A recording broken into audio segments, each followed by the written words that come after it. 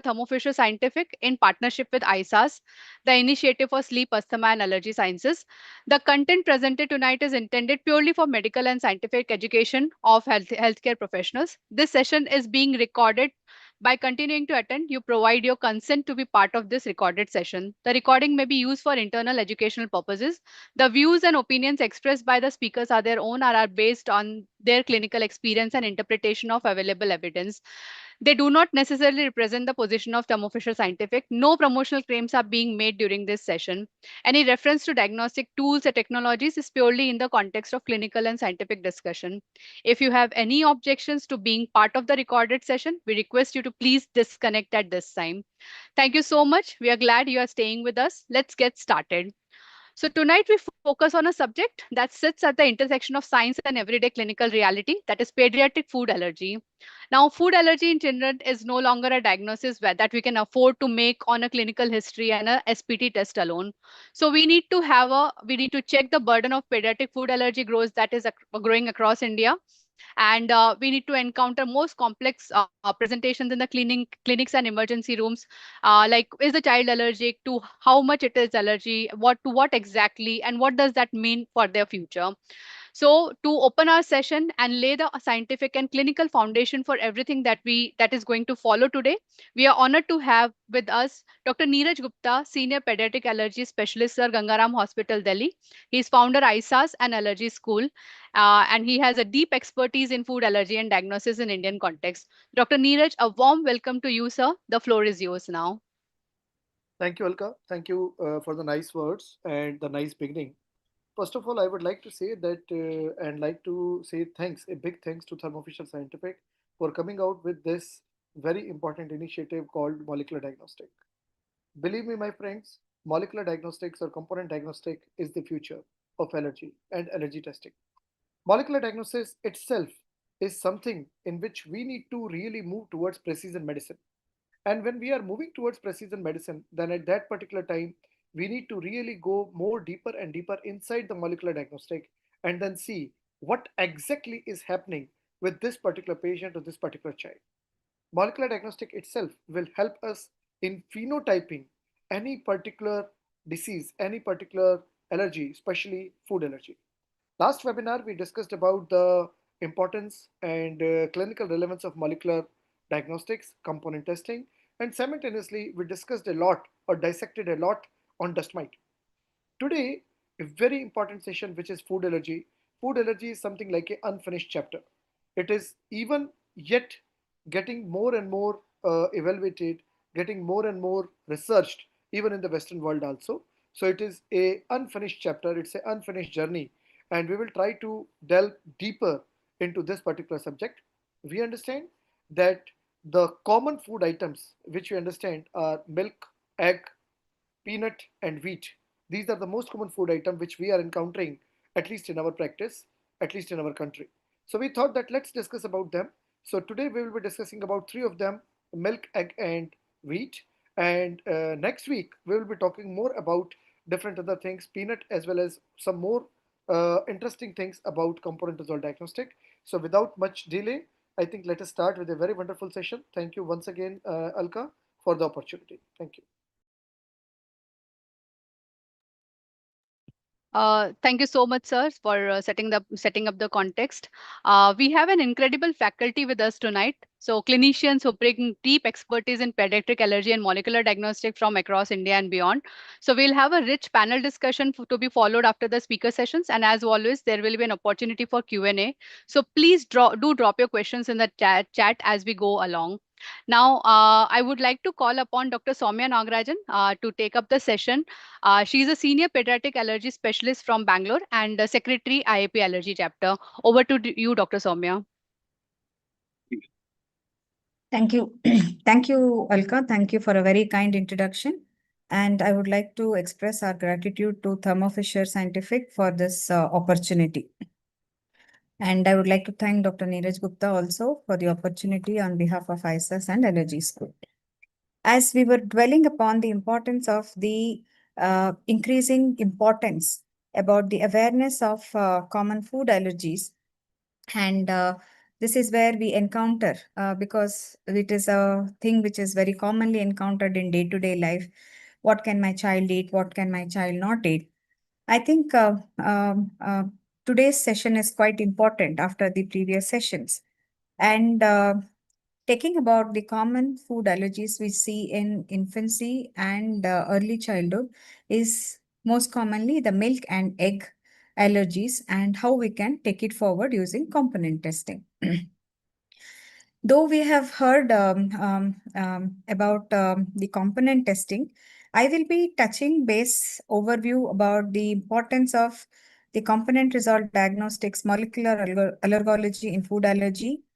Also, highlight which are the major allergenic proteins in cow's milk and egg allergy. How we can use component testing for us to, as clinicians, to prognosticate or risk stratify for the patients, and how they will have a direct outcome on the dietary management and oral food challenges. Also, recognizing the limitations and clinical considerations of the same. So, whenever we start for any allergic diseases, I think it's important that we it requires a good clinical history, and based on the clinical history, we try to build a causal relationship to a second allergen, to an allergen, and corroborate it with a second history, either by a challenge or by a strong clinical history. It's also important because this helps us direct the advice on the optimal management of the patients, and if required, we can start early intervention. So when we are talking about allergy testing, it is important that we know when we are doing a skin prick test, basically we are demonstrating the sensitization based on a mast cell bound allergen specific IgE.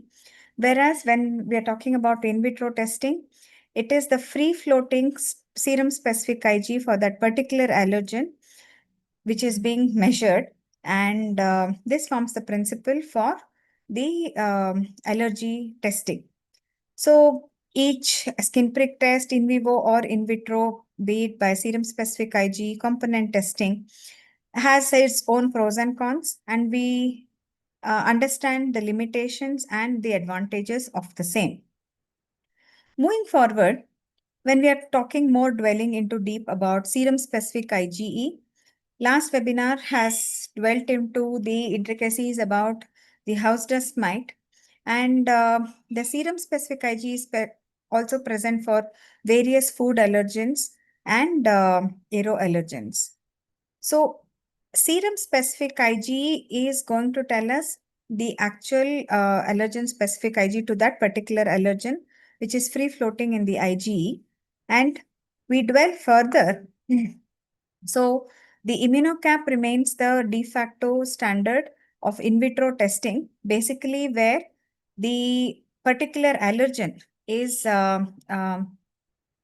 coated onto a solid surface, and when it is comes in contact with the sera, if it has the serum of the patient has an allergen specific IgE to that particular allergen, it bonds to that allergen in the solid phase, and based on the reaction with the anti-IgE, which is quantified by a fluorescent reaction upon addition, is reported. So as technology has moved forward, we have improvisation mainly by the multiplex or a singleplex immunocap, where immunocap singleplex is quantifiable and it is very well used for single screening or small screening, whereas multiplex we use it for larger screening, and it is semi-quantitative. A further advance we have in our clinical armamentarium is the component testing, where the serum specific IgE is a different sequential amino acid sequence of different components of those proteins, which can be measured individually. So this gives us risk stratification and prognostication for the patients.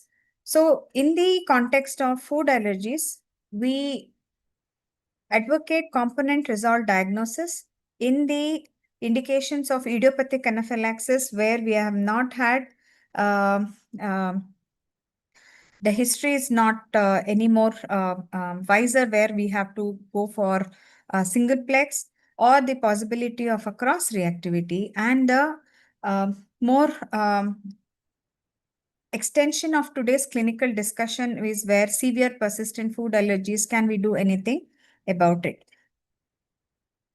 So as we said, I think rather than when we used to do a skin prick test, say for a particular food allergen, if it is a positivity or the sensitization, the always the cornerstone has been to tell the patients to avoid that particular food, sequentially follow up.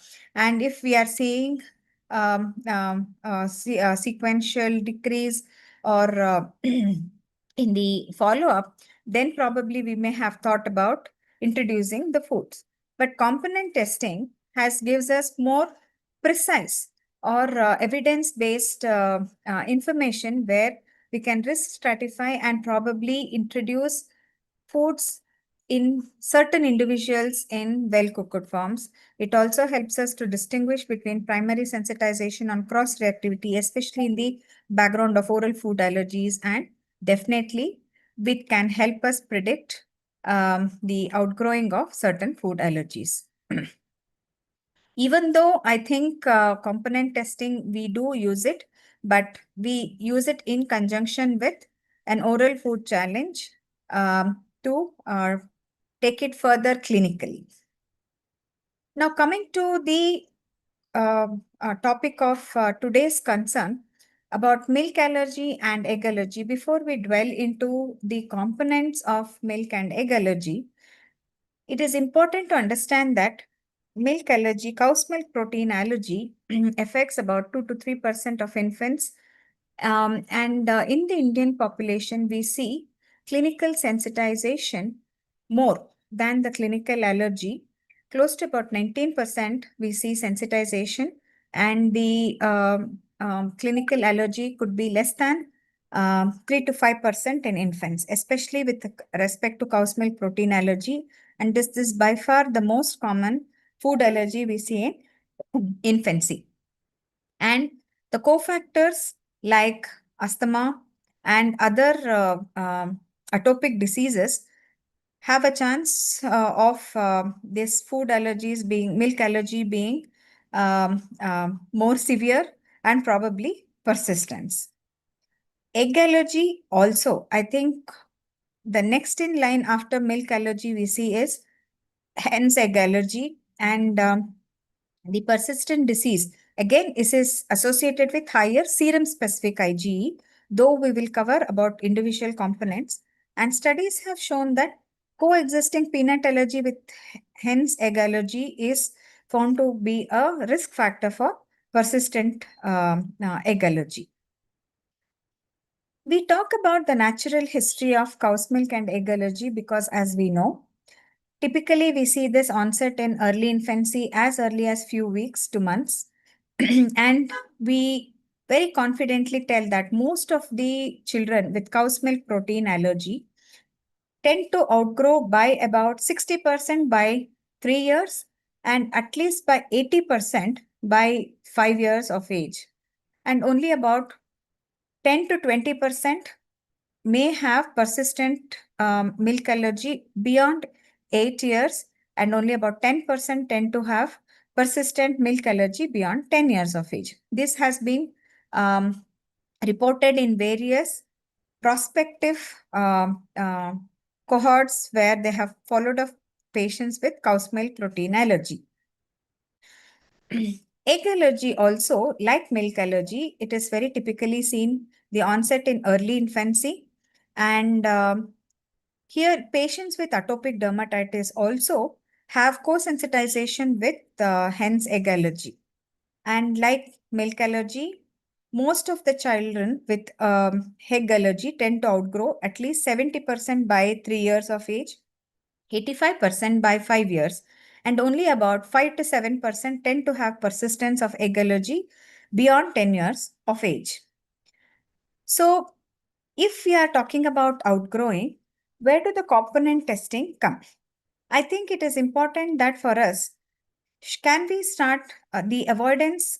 Most of the international guidelines on early introduction of food has been seeing a 360-degree turn beyond 2015, where LEAP study showed that early introduction of highly allergenic food was shown to actually reduce the development of uh,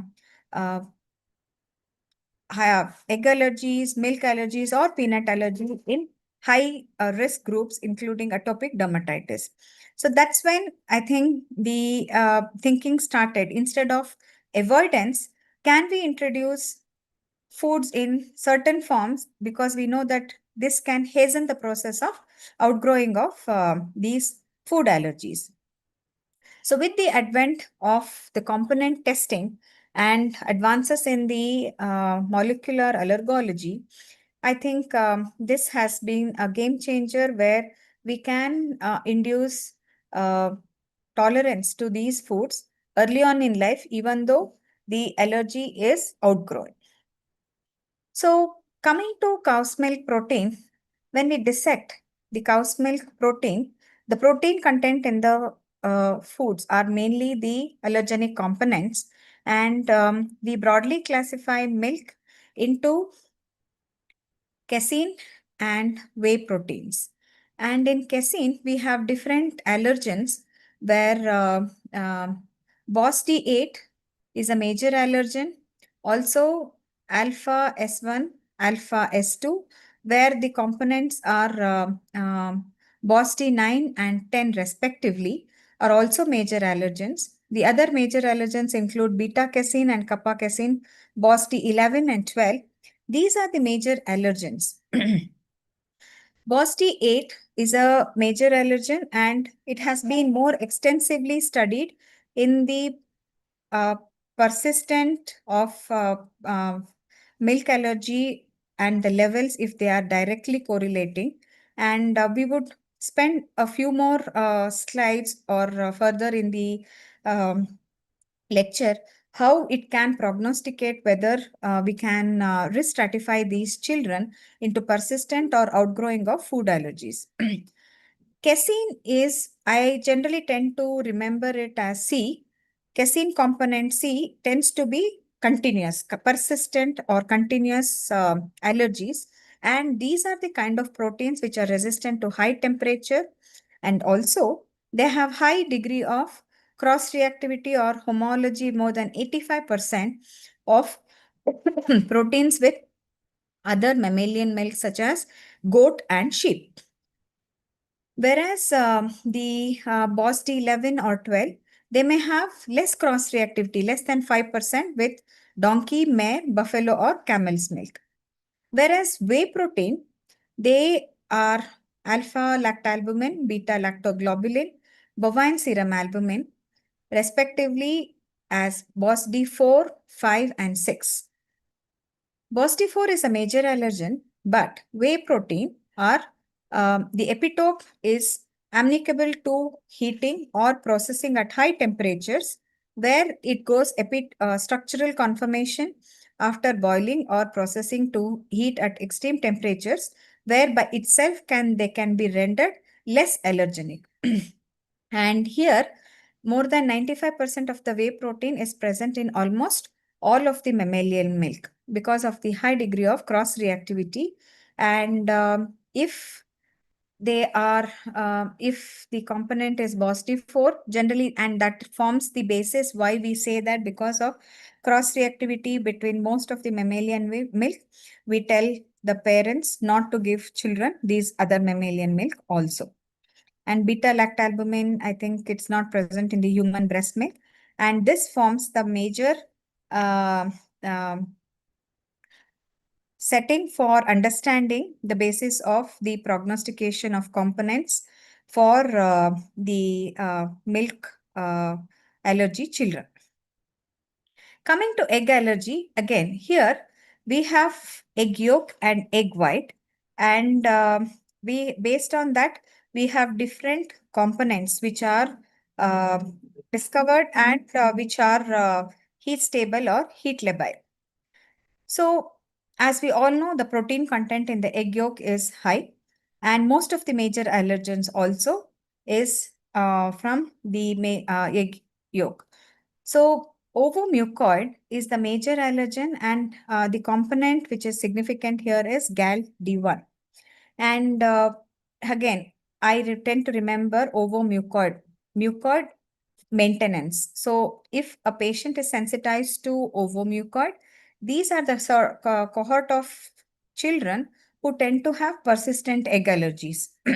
The other components of egg include ovalbumin, which contribute to about 54% of the egg white protein. And the other components include ovotransferrin, lysozyme, GALD3 and GALD4 respectively. And alpha levitin is GALD5, which contributes about 7% of the egg yolk protein, sorry, and GALD6, which is another component of the egg yolk. So basically here we are talking about if we have heat stable proteins, it has been shown that these patients would have persistent symptoms and they are at risk of slower resolution, and they form the smaller cohort into which the egg or milk allergies tend to persist as they grow older also. And if we are able to do a challenge and demonstrate tolerance to baked milk or baked egg, we may be able to indicate favorable induction of tolerance early. And also, this would help us more risk stratify and do oral food challenges more meaningfully, where the outcomes could be favorable, and we can introduce milk or egg in some form in these patients. So, in prediction of milk allergy persistence, the predictors, the studies have shown high BOSD8, larger skin prick test wheel size. We have 95% positive predictive value for the skin prick test, where more than 15 millimeter for above 2 years of age and about 10 millimeters for less than 2 years of age.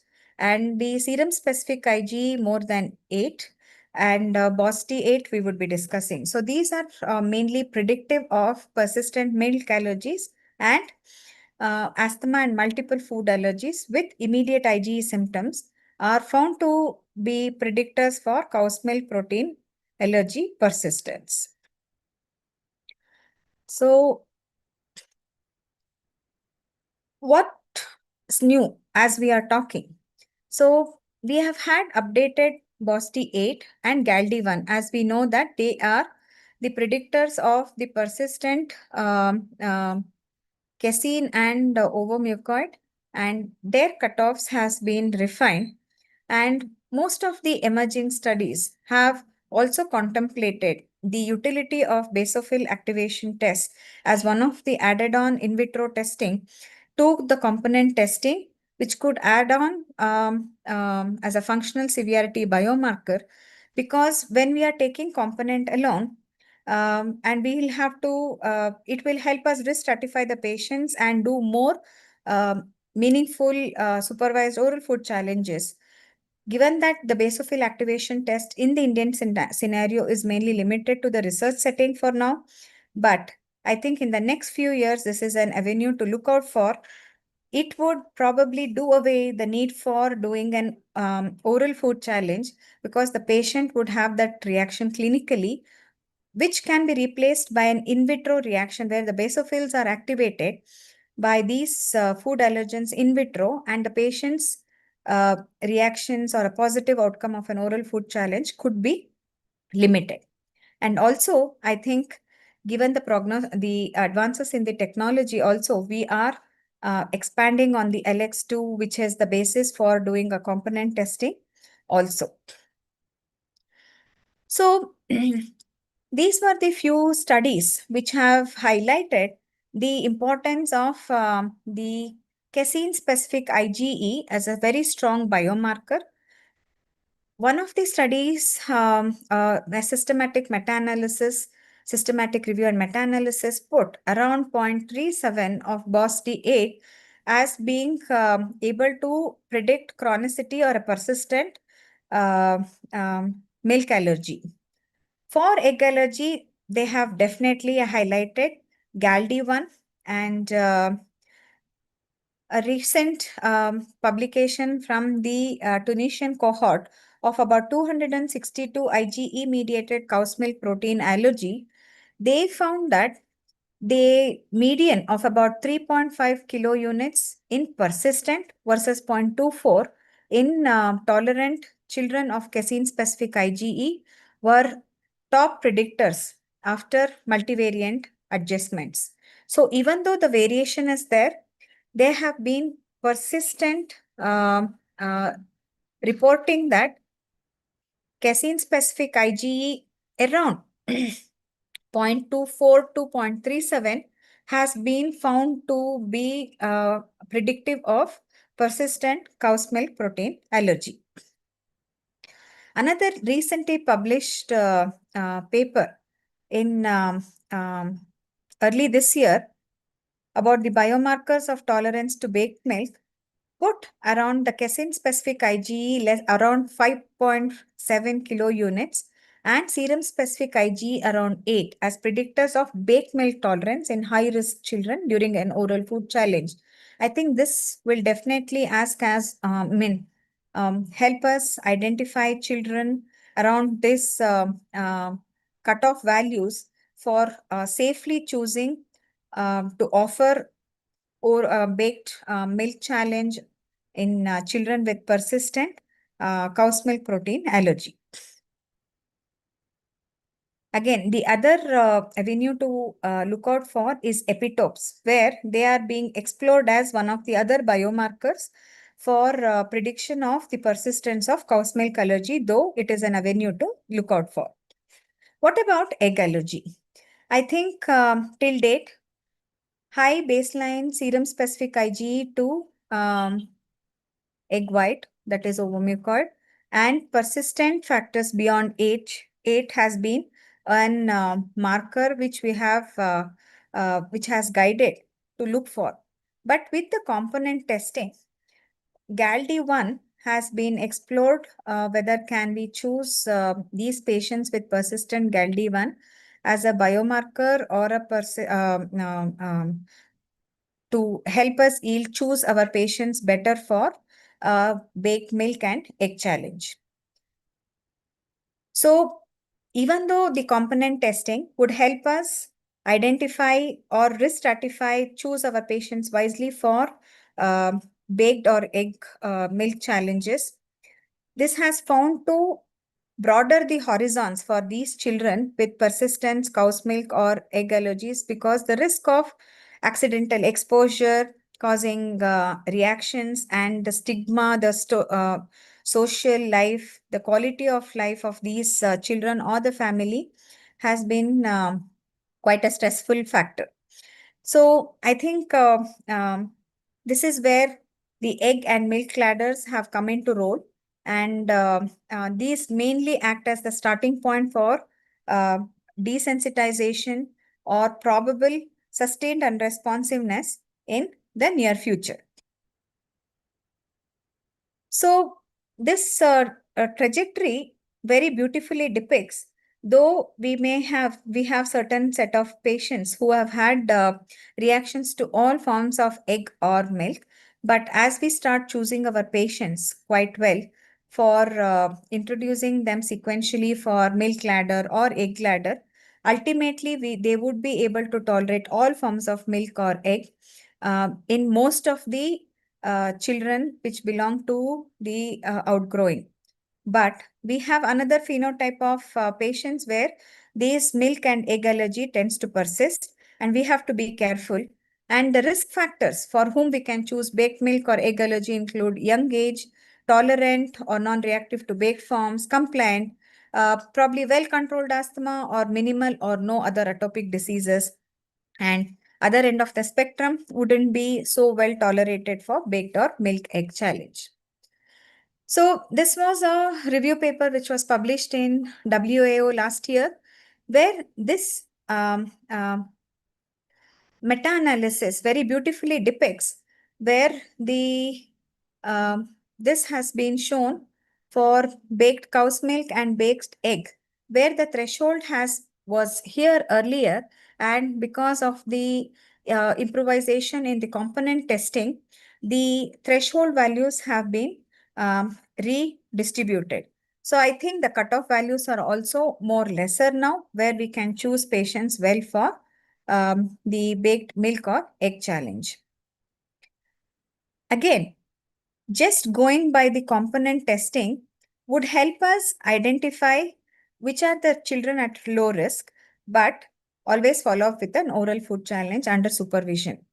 This was a case report which was published in Jackie Global end of 2024, where they reported this child about 3 years of age whose allergen specific IG was 96.6, egg yolk was 21.7. They have also followed up with the component testing in an effort to introduce baked egg in well-cooked forms, and their overmucoid was remarkably less or probably negative. So here they followed up the child with a baked muffin challenge.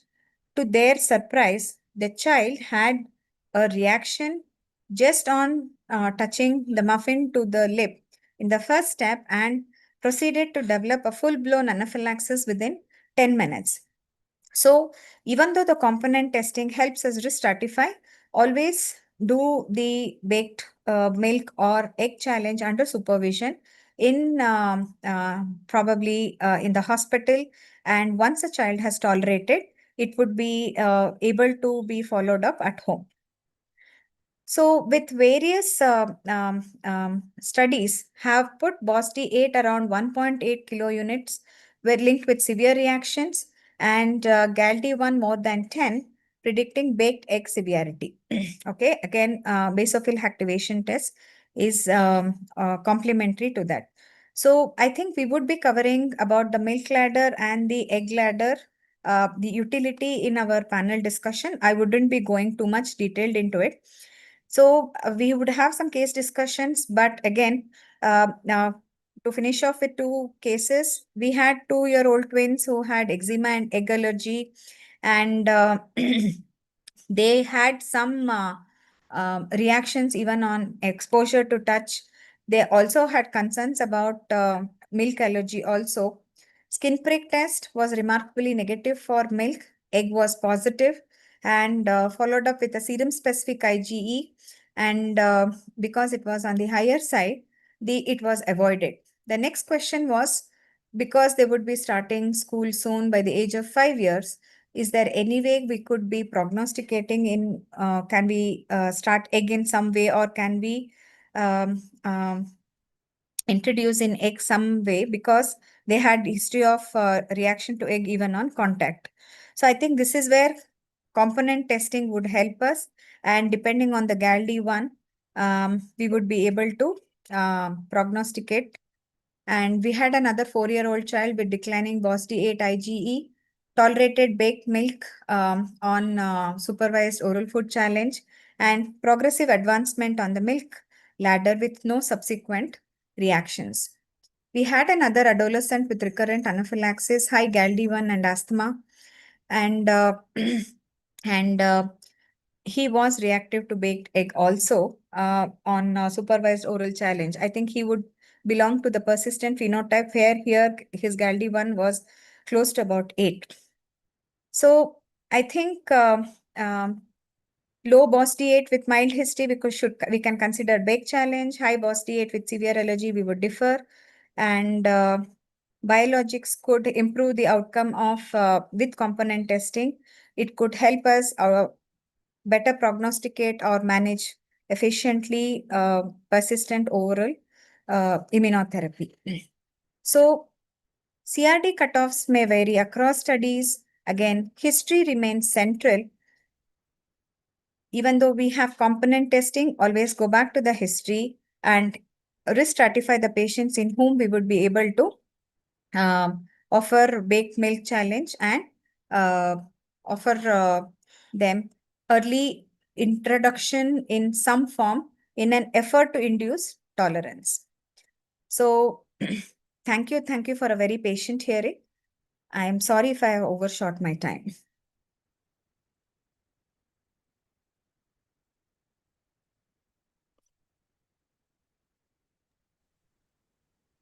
Thank you so much, Dr. Soumya, for the wonderful presentation. And I would like to call upon, we had some technical glitch and we could not have our first speaker. So I would like to call upon Dr. Warner, Dr. Derek Warner, who is a senior medical science liaison, global medical affairs and education from Thermo Fisher Scientific. And his talk will help us understand the structure and biological properties of food allergen components and why the same food can trigger such vastly different clinical responses in different patients. Very warm welcome to Dr. Warner. I would share the presentation, sure. Presentation, Derek. Yes. So you can take up the you can speak on this. Great. Yeah. Yes. Can you hear me? Yeah. Yes, yes, we can hear you. Okay, great. Thank you, Alka, for sharing my slides. And once again, good evening, everyone. I apologize for the technical difficulties on my end, but just want to open up and just share with you.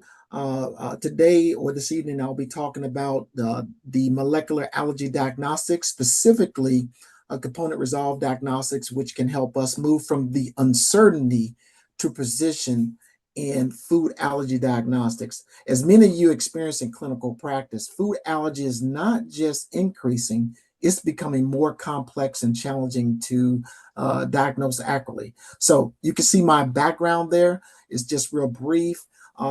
It's in clinical medicine and diagnostics, but my focus tonight is to just bridge the molecular science with practical clinical decision making. So let's start with what we're going to aim for to achieve today. So next slide, we'll go to the objectives. And so by the end of this session, we should be able to, one, appreciate the burden of food allergy that was already discussed, especially in the Indian context. The next thing is to understand how what we call the top-down approach with singleplex improves diagnostic clarity with relevant sensitization, which is going to be mainly based on some of the guidelines that we will share. And also I'll share a historical perspective of where allergy testing has begun and where it has evolved. And then lastly, just review some of the new component resolved diagnostics tests that will soon be launched to help us in real world patient care to optimize clinical decisions. So to understand why this matters, we need to start with how allergy involves. Next slide. So atopy, as you know, is a genetic predisposition to develop IgE allergic disease in response to some common environmental and specifically food allergens that we're talking today. So next, you'll see allergic disease is not static. It evolves over time. We see it progress from atopic dermatitis to food allergies, that what we're talking about today, and it can even evolve into rhinitis and asthma. This is what we know better as the atopic march. But the key takeaway from this slide is early and accurate diagnosis influences long-term outcome. So next slide I would like to go to and introduce is something called the Big Nine concept. We know that any food can cause a food allergy. However, globally, these are the top 9 foods that account for 90% of some type of reaction or anaphylaxis. Also, we know that there are regional and geographic variations for different populations around the world. And what matters in India may differ from what happens in Europe and some of the Western data spaces. And it was shown already, the good news is some children outgrow food allergies. However, some food allergies may be lifelong. So let's take a look at the next slide, looking at the prevalence in India. What I understand to date is India's population is estimated about 1.4 billion people. But based on the recent article that I read in the Indian Academy of Pediatrics, it shared that the burden of allergic disorders in Indian children is substantial and rising. We see high sensitization rates in children that averages about 19%, but the true clinical allergy is much lower. It's about 0.1 to 1.2%. And that's usually going to be based on the gold standard, which is the oral food challenge that warrants either more avoidance and epinephrine. We can see that there is a gap here with that in understanding what is cross-reactivity, what is sensitization, and what is true allergy. And we can see for the adults, it's about 1.2. And lastly, we noted from this article that these are the main foods that was talked about: milk, egg, peanut, and also it was talked about wheat as well. So let's get into the diagnostic dilemma.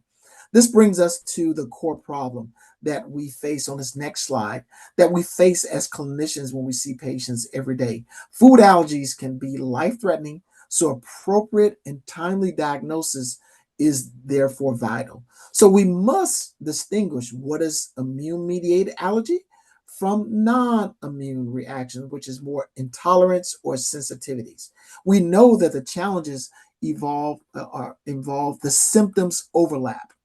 And also we know tests in general just detect sensitization, not necessarily disease. So this results in sometimes overdiagnosis, in patients being utilizing unnecessary food avoidance, and also reduced quality of life. So the question becomes, how do we improve the accuracy? Let's look at the next slide. I just want to share something with you. And this is based upon credible guidelines that provides us anchors. So we have here, there are European guidelines and some Western guidelines. They provide a roadmap for both specialists and also primary care providers with specific guidance and recommendations in the diagnosis and the management of food allergy. They provide consistently, and they emphasize we must start with a good clinical focus history. And then we move on to the pre-test probability, which involves what are the symptoms? What does our physical exam show? And then we can begin to do what we call testing strategically. On the next slide, we'll talk about this testing involves what we call a top-down approach. This top-down approach with simplex approach is highly recommended from the EAACI with the Molecular Allergology User Guide 2.0. This guide provides us grounded, high quality, and systematic reviews from clinical trials and observational studies. This helps us reduce the reliance on anecdotal and outdated evidence. This allows us as clinicians to make better data-driven decisions. This top-down approach means that we begin with the most clinical relevant allergens that are in question. And then the next thing is to avoid broad, non-specific screening. And this will allow us to focus testing to answer the question. This is not about ordering more tests, but it's about ordering the right test. So this next slide I just want to share with you. I just want to put some clinical, some historical reference of where this has evolved from.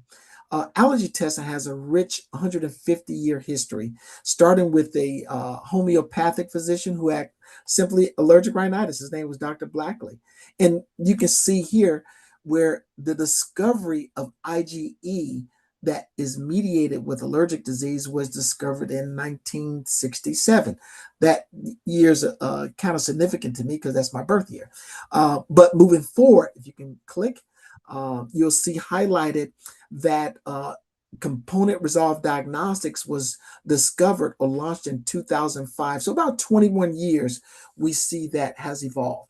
But the good news is over time, each step has increased specificity, which is what we want, is specificity. Next slide. Recall that both in vitro and in vivo testing are a test of sensitization to specific allergens. A positive test tells us only the immune system has seen an allergen. It does not confirm clinical reactivity. And this is where we move into what we call the molecular diagnostic. It changes the paradigm. And we can see on the next slide here with EAACI, the European Academy of Allergy and Immunology, they give us some recommendations. They all begins with a careful clinical history, which is the cornerstone of the diagnosing. And we should explore a type of food, the timing of symptoms, and consistency of reaction. And then also, is there any presence of what we call cofactors, meaning did the patient exercise before? Was there illness? Was there any anti-inflammatory use? And these should be factored into what we call our pretest probability. And this is where the investigations is used to support and not replace history. Next slide. And this is where I want to move into what we call the component resolved diagnostics, looking at specific proteins. It takes a deep dive. It allows us to contribute or to look for solution in the diagnostic dilemma. And why does this matter? Because it helps differentiate true allergy versus cross-reactivity. Also, it helps identify the risk. Is it a patient will be at a very low risk to a very severe risk? But most importantly, it improves the diagnostic confidence. It moves us from asking, is the person maybe allergic to a certain food, or what protein is this patient maybe sensitized to or allergic to? I will share with this group that you already probably know that with skin prick testing or in vivo testing, you cannot get the detailed level of protein information. This only comes from serology testing with more specificity. So I would like to share this slide to kind of help bring it home. We're all familiar with doing routine testing with hyperlipidemia, much like cholesterol tests, right? We know that the total cholesterol doesn't tell the entire story, what's going on with the patient. We do need the HDL, LDL, triglycerides, and even lipoprotein A and even protein B to help clear the picture of what's going on. But now, you click next, you'll see the concept applies for the allergy diagnosis, where the whole allergen test results are only part of the diagnosis. It doesn't tell the complete story. So components allows us to complete the diagnostic picture. On this next slide, I would like to share with you is how do we incorporate component resolved diagnostics in modern medicine? As we notice, it all begins with the history, and we do whole testing. And then historically, we will go to the or food challenge, and then that will allow us to give better patient management. But now the good news is we have a diagnostic tool that will provide additional information that let us know, will the patient be at risk for failing the oral food challenge, as we know is the gold standard, or passing it with a level of certainty. So this is where this can be applied. Now, the next slide I would like to share with you is to remember about multiplex testing. Is remember, sensitization is totally different from an allergy, which could result in systemic reaction or even anaphylaxis. We want to avoid using multiplex testing for first level or screening testing because we want to take out the guessing. The use of broad screening increases the risk of false positive results. It can lead to misdiagnosis. It can even lead to unnecessary dietary restrictions and even anxiety.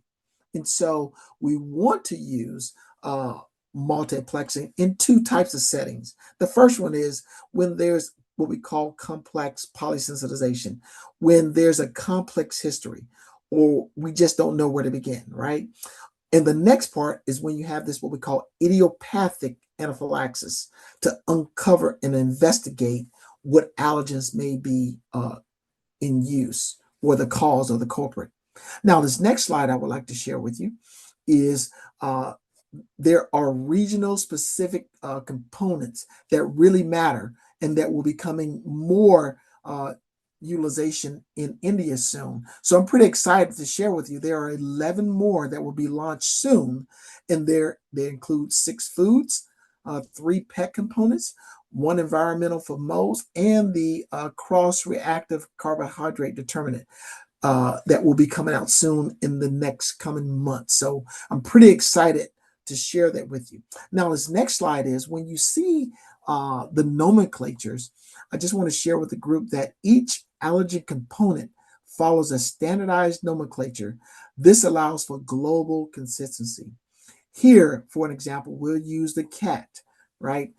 Here's the naming convention for allergen components. The first three letters is from the genus, which is followed by the first letter of the species. And the number indicates the order of the allergen identification. In this case, FEL D1. The first the number one is the first allergen identified for in cat, which is Felis domesticus. And you can see the production of the components is either recumbent or naturally purified when you see those prefixes there. So, in summary, I would like to just share with you the role of allergy in India is evolving, but is critical. In the absence of standard referral pathways, many children and adults can be plagued with allergic disorders, which we have the ability to uncover and improve quality of life. So, in summary, the last slide is that we reviewed the prevalence of food allergy in India. The second one was we understand the diagnosis of food allergies can be challenging, but the good news is the Indian Academy of Pediatrics support IACI in other guidelines so we can prevent the over-reporting of things that are very common, or the patient just may have a sensitization, but not a true allergy. And then lastly, consider adding component resolved diagnostics from a top-down approach that will provide additional information and assist clinicians in managing the patients with better decision making. All right. So just want to say thank you for your time, and I appreciate this opportunity to speak with you.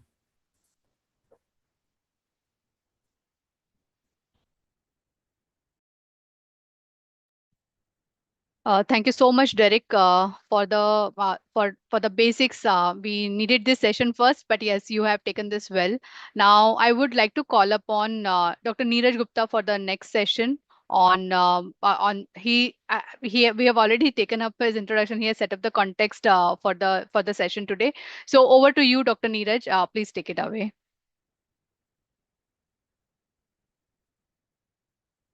Thank you, Alka. Thank you once again. And thank you, Derek, for setting up the tone of the session and importance of component resolved diagnostic or molecular diagnostic. And simultaneously, a beautiful, very beautiful session by Dr. Soumya on milk and egg allergy. So I will just carry forward from here about the wheat allergy diagnosis using CRD.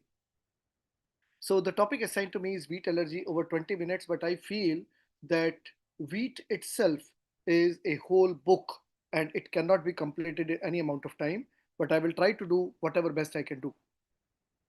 Clinical case, 8-year-old male child from Delhi presented to me with recurrent urticaria after consuming biscuits, wheezing episodes soon after pizza intake, tolerates rice and corn.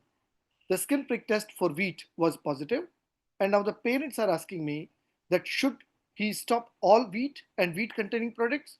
So how should we answer? So we will try to take this presentation and see that whether we can find the answers or not.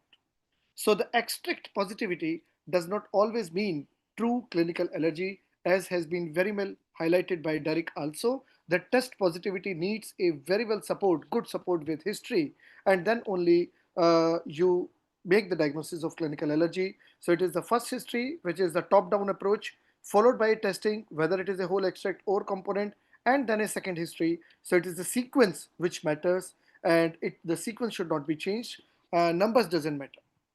We understand that the global dependence on wheat is somewhere around 1.2 billion people. You can really assume that how big are the wheat consumers across the world which are there.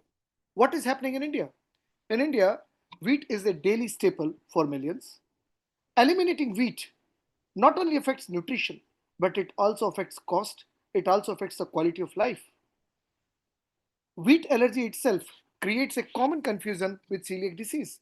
Many a time patients come to us thinking that celiac disease is also a type of wheat allergy, and there is always a confusion not only among the patients, even sometimes to doctors also. Then cross reactivity often leads to overdiagnosis. Many a times we get just test positive and we are here to probably treat the test rather than the actual symptoms. And here, the precision medicine or component result diagnostic helps to identify the true culprit molecules. So, learning objectives today will be understanding the burden of wheat allergy, recognize major wheat allergen components, interpret the component profiles, distinguish true allergy from cross reactivity, and then how to apply in clinical decision making. So we understand that the global epidemiology has been reported somewhere around 0.2 to 1% in children. And it is a common cause of food allergy in Europe and Asia. And most children outgrow by adolescence can cause mild symptoms to severe anaphylaxis. Indian perspective, we really don't know about the prevalence. One study which we did at our center in Delhi in collaboration with USA found that the overall prevalence of food allergy was found to be nearly 1% or less than 1% that was there. So it is likely underdiagnosed because there is a heterogeneous presentation and underreported. We understand that wheat, we are, you can say, like it is a staple diet and we are consuming it really 2 to 4 times a day. It is very important in different forms in infants and school children's diet. And we currently have limited component based data in India. And that's why probably high exposure is there, limited data is there, and that creates a major opportunity for research. The clinical impact of misdiagnosis leading to nutritional deficiencies because of unnecessary wheat avoidance. And it is not only holding up till the nutritional deficiencies, it also creates social restriction, lack of confidence, psychological stress, reduced quality of life, and then also causes increased cost. The interesting thing is that wheat behaves simultaneously as a food allergen, aeroallergen, and cross-reactive pollen allergen. Now you will say that why I am saying this, that wheat is food also, aeroallergen also, and cross-reactive pollen allergen also. So let's see the wheat-related health disease. The wheat-related health diseases commonly are classified into allergic diseases and autoimmune diseases. Today, my focus is only on allergic diseases, which are mainly the true wheat allergy, which is Ig mediated, wheat-dependent exercise-induced anaphylaxis, respiratory allergy, also called as Baker's asthma. Here I was saying aeroallergen, and then contact urticaria it is causing. So, what is wheat dependent exercise induced anaphylaxis? As the name suggests, it is the inciting factor is probably the wheat, but it requires certain other cofactors, exercise being the dominant one. But there are others. So, exercise is not the only one, but it is the dominant one. There are others, could be infection, NSAIDs, dehydration, stress, and ultimately they all combine together, and then the patient goes into anaphylaxis. Now, let's see what is happening. The big picture. The big picture why wheat is called as a perfect CRD model. So if you ask me and you want to understand precision medicine, or you want to understand component result diagnostic, or you want to understand molecular diagnosis, then wheat is the most beautiful example I would like to say. Why?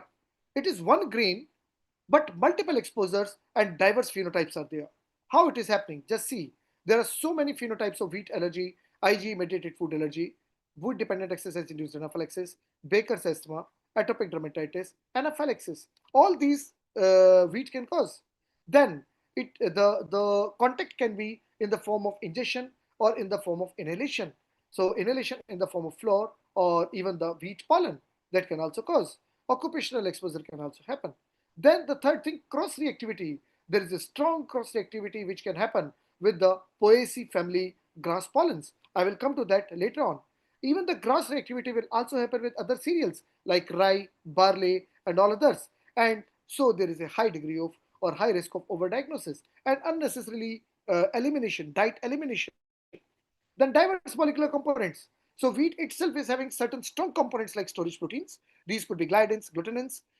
Then there are certain components even which are like NSLTPs and ATI proteins, and then profilins or the panallergens which are responsible for the cross reactivity.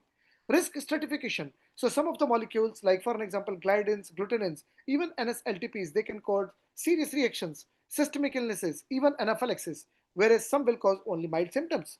And it can also help in prediction of severity and guide the management. And then The wheat itself has actually evolved over past 30,000 years. So, in which the wheat allergenicity has got affected because of that. So, we are having a whole variety of wheat and ultimately a whole variety of allergenicity. So, one variety of wheat is not equally allergenic to other variety of allergenic wheat. And then this wheat itself globally is cultivated in somewhere 240 million hectares worldwide, which is huge amount. It is a staple food for billions of the people, consumed so many times, creates high burden, high impact if somebody who is having wheat allergy.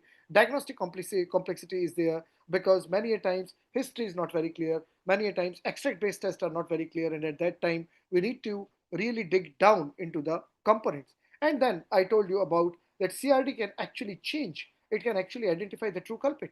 It can actually differentiate between true allergy versus the cross reactivity, and it can actually enable the personalized management. We will see all of these things in subsequent slides later on.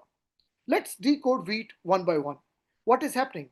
This is called as ear. What is ear? Ear is something in which this is a wheat ear in which the wheat, the multiple grains of the wheat, they are there inside the crop. So this is called as an ear.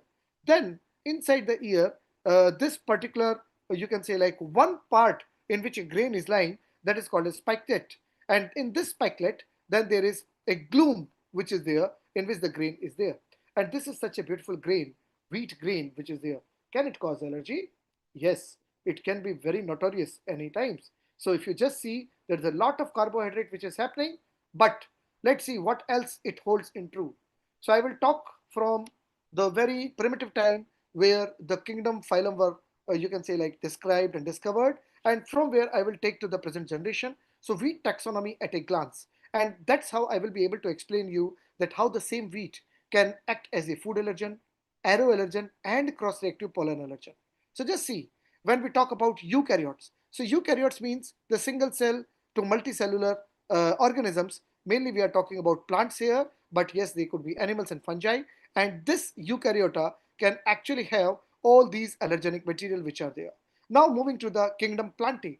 In the kingdom plantae, this is the most important source for seed plants and grasses, and this is mainly responsible for food allergies and many times aeroallergies. So food allergies are because of the seed plants which are producing grains, and aeroallergens are mainly because of the grasses or the pollens. So that is why this is the main source of food allergies and aeroallergies. Then thereafter, this kingdom is further divided into phylum. One of the phylum is Spermatophyta. In the Spermatophyta, the seed plants are the common source of food allergens. So Spermatophyta is something where the seed plants, plants that are produced by means of seeds, they are there.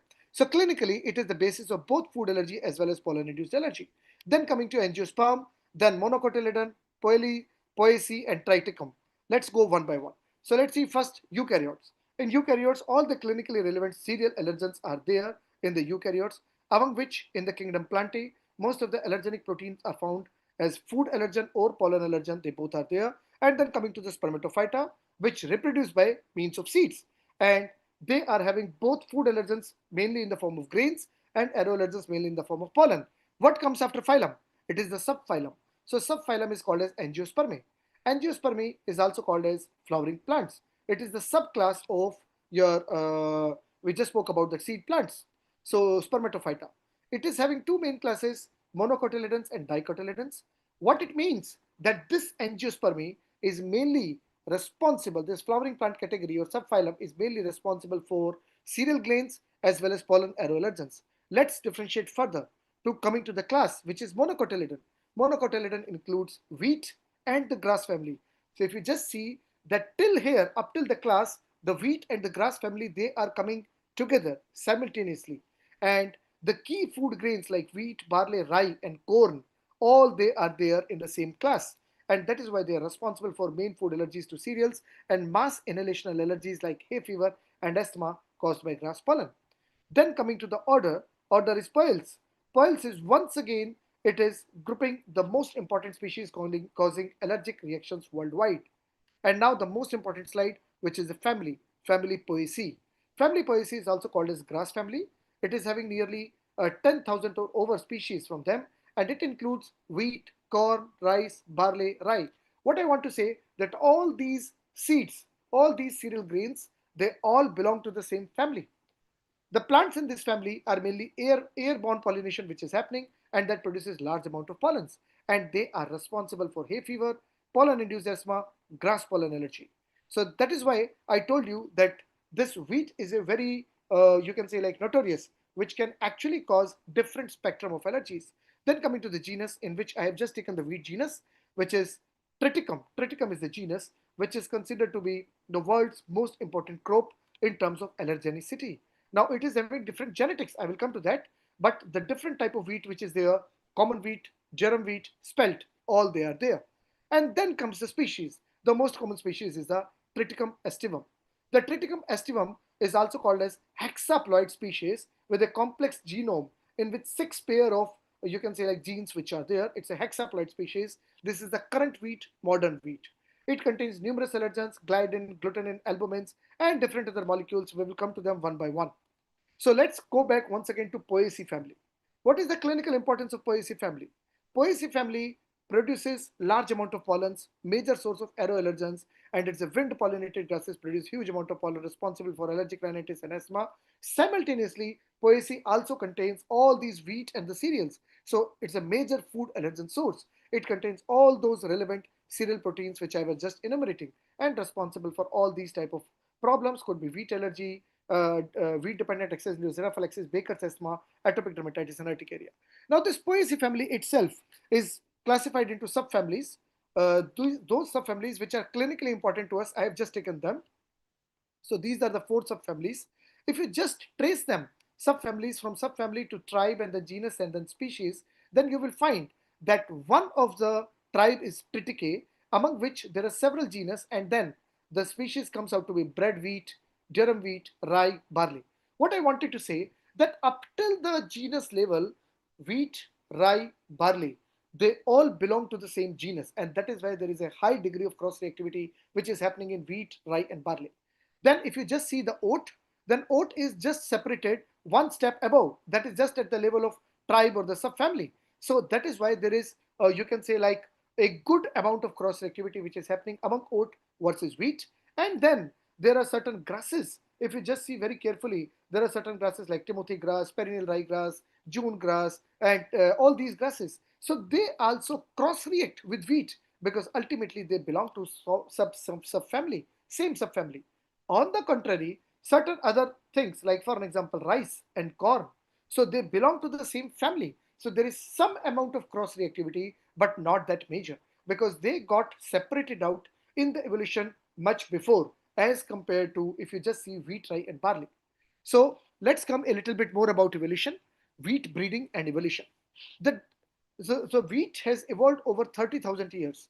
If you just see that the scientists have, you can say like manipulated the genome of wheat in such a manner over past 60-65 years that there is a dramatic reduction in the height of the wheat. What they have done is that they have deliberately introduced the reduced height gene into the wheat, which is that's why now we are getting wheats only semi-dwarf wheats, and this is basis of green revolution. Why they did it? Because they found it advantageous. Why advantageous? Because the same farmer was able to cater more amount of field, more amount of the wheat crop, and that is why that was the basis of green revolution. But what happened? That the same plant which was creating the photosynthesis, which was doing the photosynthesis, and the photosynthesis products which used to be earlier in the stem and the leaves now got concentrated more and more into the seeds. So the seed production itself increased. When the seed production increased, so the seed allergies or the food allergies or the wheat allergy increased over time during this evolution as compared to rest of the other factors. So this was having several advantages. Wheat genome itself is having 96,000 genes. If you just see that the first variety of wheat which has been reported 30,000 years back is called as incorn. It is still existing, it is still available. So it is basically diploid. Diploid means two set of genes are there. Then came the Ammer variety, which is four set of genes, and now the modern hexaploid, which is the six set of genes which are there. So why we need to move from incorn to Ammer to hexaploid? It is basically they wanted, you can say like the more utility of the wheat. That means they wanted more gluten, and that's why they made these hybrid varieties. This hexaploid variety or the current modern hexaploid variety is improving the elasticity, and that is why whenever you are using wheat for making some dough or any flour, then at that time you are able to make that because of the elastic property of that wheat, and that is why they are using it. It is having enhanced baking property, but it also altered the allergenicity.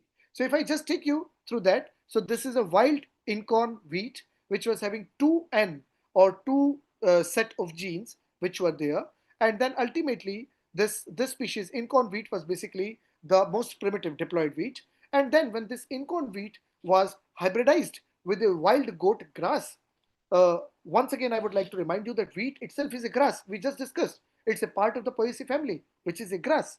So wheat grass, when it was hybridized with another wild goat grass, then at that time there was a tetraploid which was made. So another variety of wheat which came, which is Triticum dicoccum. Now this became tetraploid. So here it is AA. Now it became AABB, and this is emmer wheat. And then so the macaroni wheat and rivet wheat and all other type of wheats, they are tetraploid wheats. And then came the hexaploid wheat, in which this tetraploid wheat, when got once again hybridized with the goat grass, then ultimately it became the hexaploid wheat, which becomes, you can say, like the bread wheat or spelt and all other type of modern varieties. So they all are there. So this is just once again the synthetic wheat, in which the tetraploid is hybridized with the wild goat grass, and ultimately you got the synthetic hexaploid. So what is happening here? If you just see that this is synthetic wheat which is happening. Now let's come about the global prevalence of wheat allergy, and then we will once again go back that how the allergenicity is different in the different varieties of wheat. So the global prevalence of wheat allergy, it has been mapped in different continents. And if you just see here, when we are talking about Southeast Asia, so as per the self-report, it is nearly 1%. And then when you are talking about self-reported physician diagnosed, we really do not have any data. If it is skin prick test based, yes, there is some data, 0.35%, specific IG 0.35%, very limited cohort, and food challenges, practically no data is available in this. So the question is that why this wheat extract based testing failed? We understand that normally extracts contain the shared proteins, different components are there, cross reactive molecules are there, and they are present in variable concentration. Like I just told you, the different varieties of wheat will have different components. They all are wheat, but they will be having different components, and at that particular time the different components will be in variable concentration. So we actually require a component testing, CRD, which actually identify the clinically relevant molecules. Let's bisect the wheat itself. So this is one wheat grain, and in this wheat grain, the majority of the wheat grain is formed by carbohydrate, but there is some portion which is, and then water, lipids, minerals, but there is some portion which is produced by proteins also.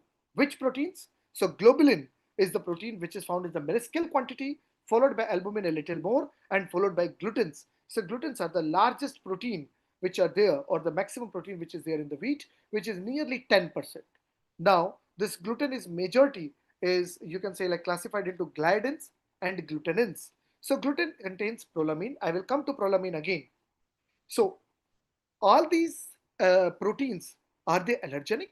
Has God made these proteins allergenic, or there is some physiological function of them also? So there is a physiological role. If you just see that albumin is having water and dilute, it is having a solubility in water and dilute buffers.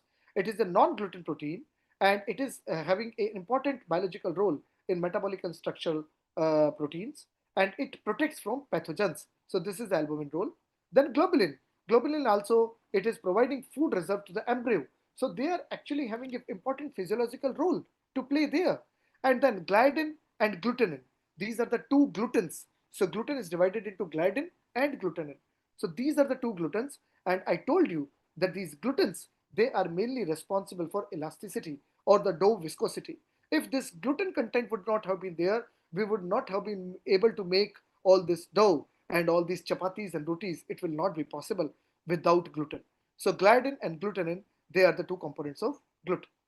Now, the other important thing which we see here is that this gluten, or the gliadin and glutenin, and the residue, they are prolamine type seed storage proteins. So if you just see once again, wheat protein solubility fraction, if you see water soluble, then it comes to 3,1 alpha amylase inhibitor, lipid transfer protein, adenine like protein.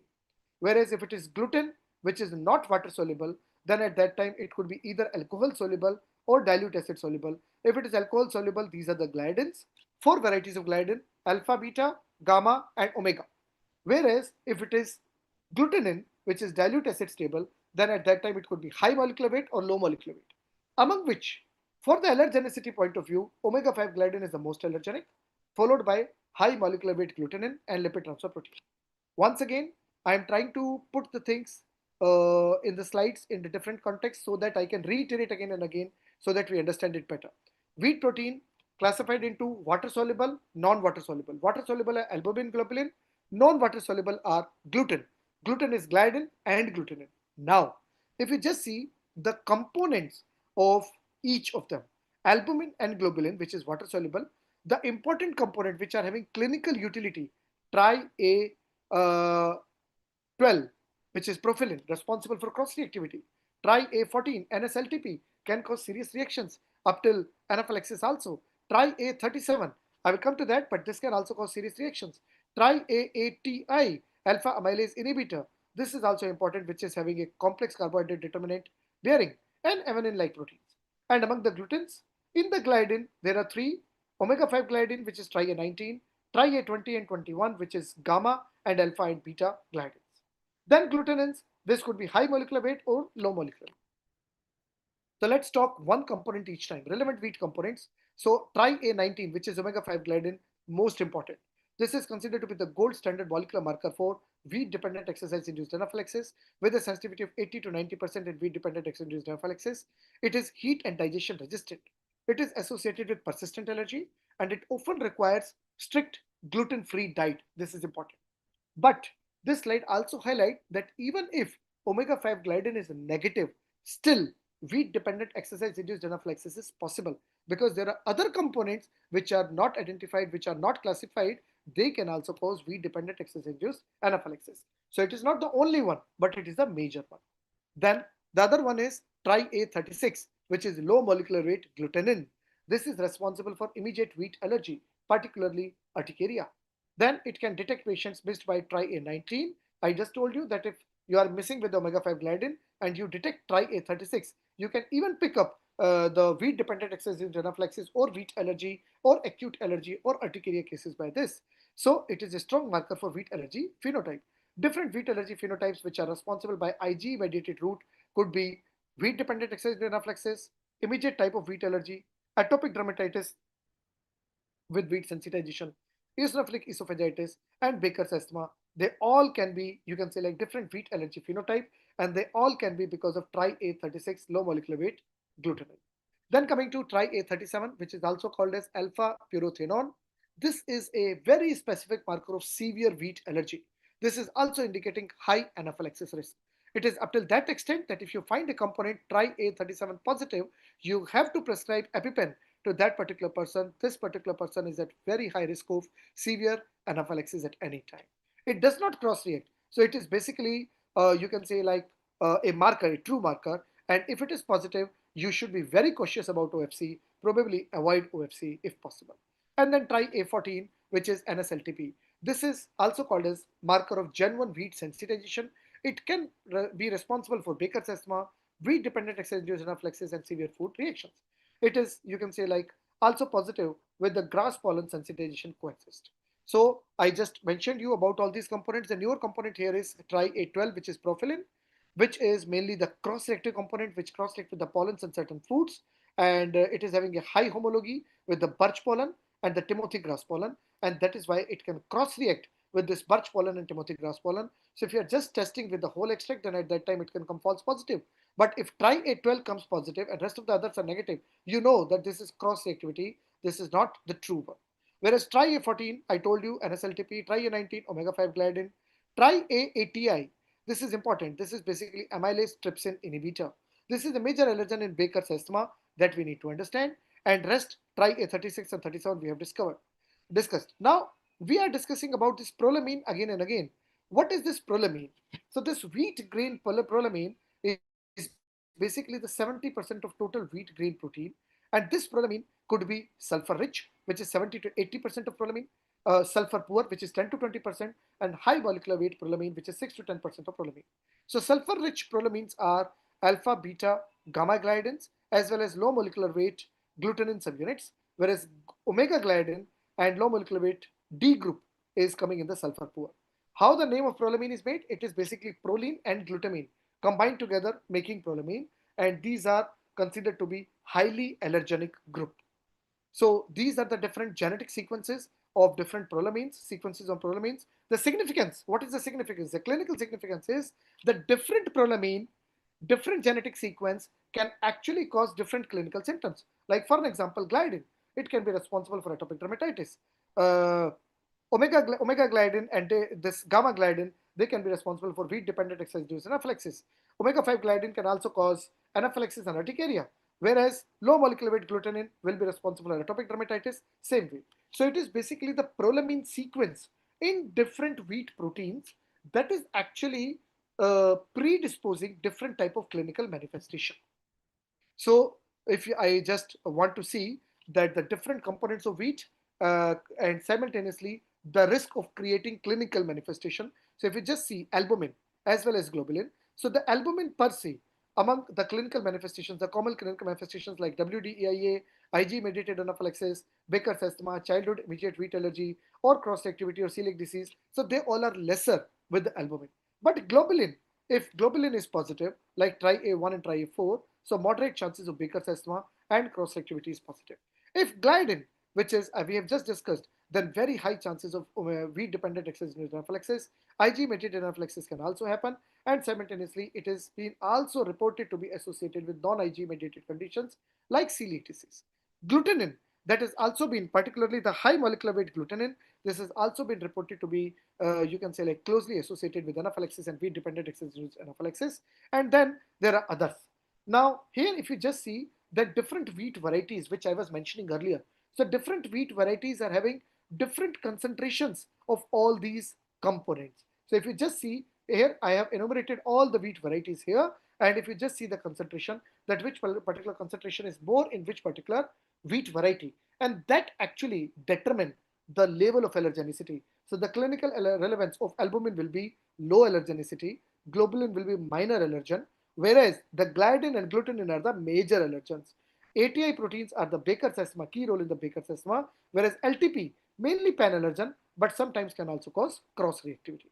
So these are the different type of wheats which are available. Ancient wheat, the first wheat, which is diploid type, which is in corn. Then emmer is the tetraploid I just mentioned, and then durum wheat is there, and then Carasone is there. So all these varieties, their clinical significance of them have been enumerated here. Then they all are unsafe. They all can trigger IG mediated wheat allergy. This is very important. Among which the durum wheat, which is also called as pasta wheat, this is having a high concentration of omega 5 gliadin, and it can actually cause, you can say, like wheat dependent excess-induced anaphylaxis. So none of the wheat variety, whether it is the most primitive one, 30,000 prior, or the current one, they are safer. None is safer, right? So all these type of varieties which are there, they can cause. So if you just see the wheat evolution and how the allergenicity has changed, so the wheat has evolved 30,000 back from incorn to probably the most modern high yield bred wheat. And if you just see the allergenicity, so the allergenic potential has actually increased from low to high to very high. But there is no category for no allergenic potential. That means nothing is non-allergenic. Everything is allergenic. But as we are moving towards modern wheat, so it is more allergenic. And simultaneously, the other factors are genetics, breeding, environment, agriculture, different type of processing, diet and food metrics, all these things also taking care.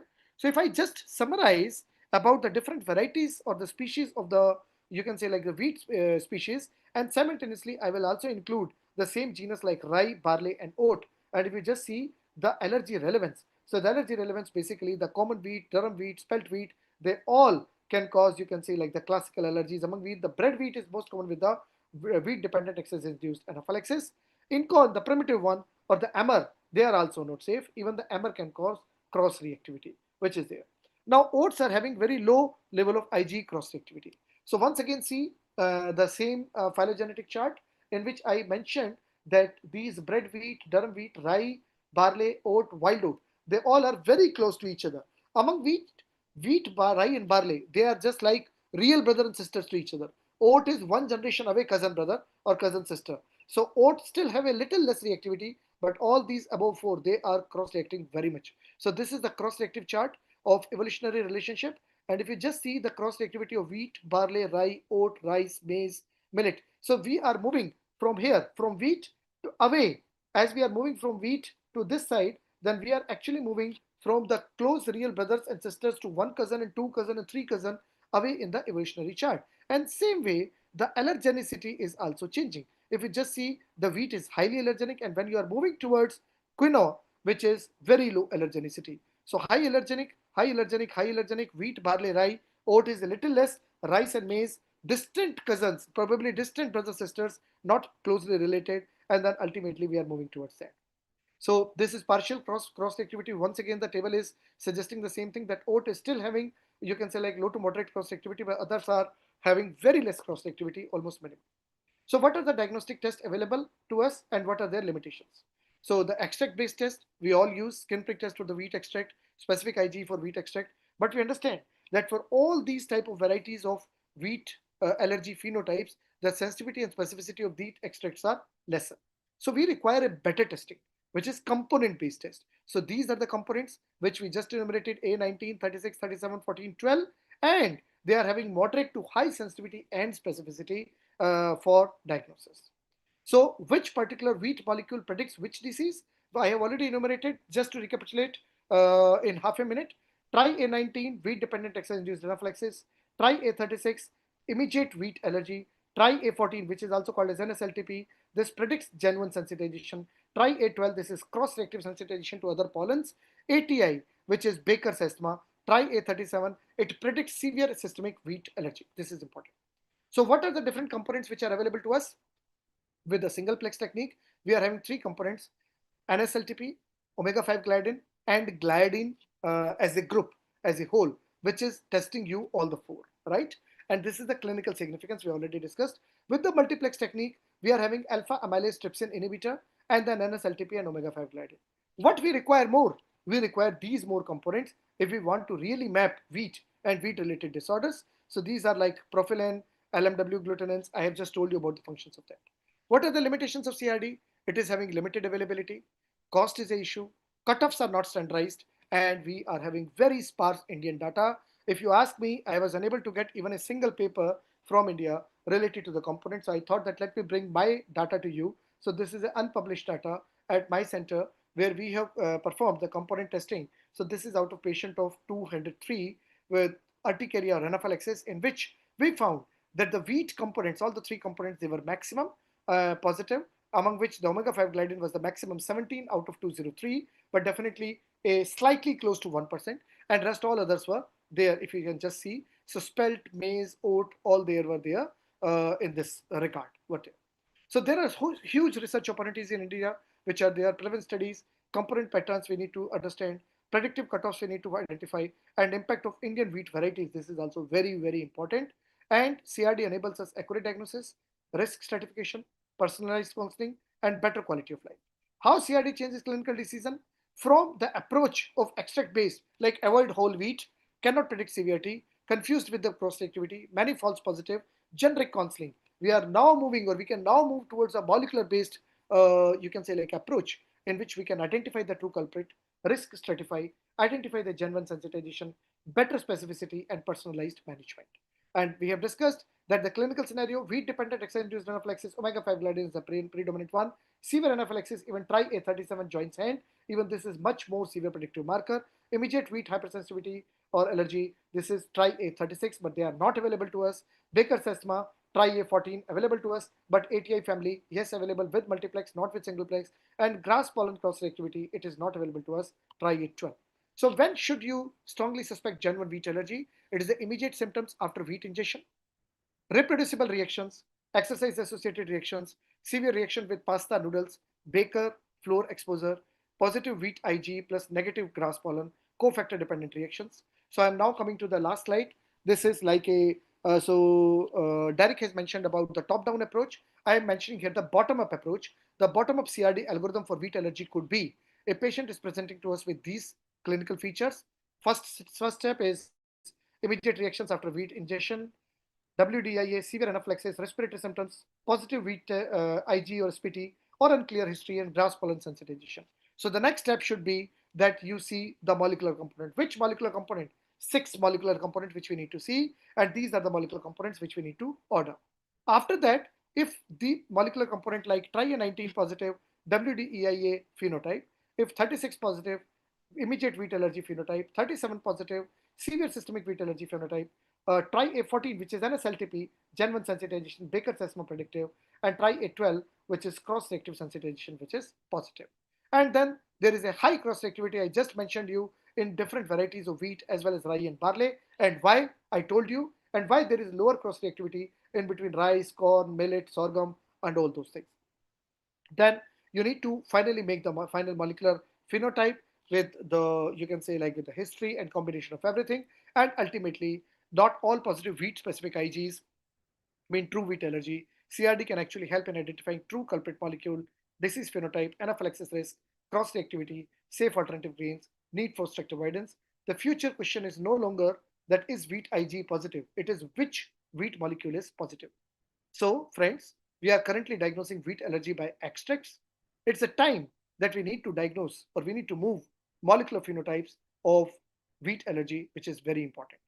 With this, I will stop here, but I would like to announce one very important announcement that we at Allergy School, in collaboration with Initiative for Sleep, Asthma and Allergy Sciences and Center for Food Allergy and Asthma Research, are going to start soon a food allergy master course in our country, and this will be the India's first structured master course in food allergy. More details will be available at our website of Allergy School. The address is here. So please stay tuned and we will update you very soon with this food allergy master course. Thank you.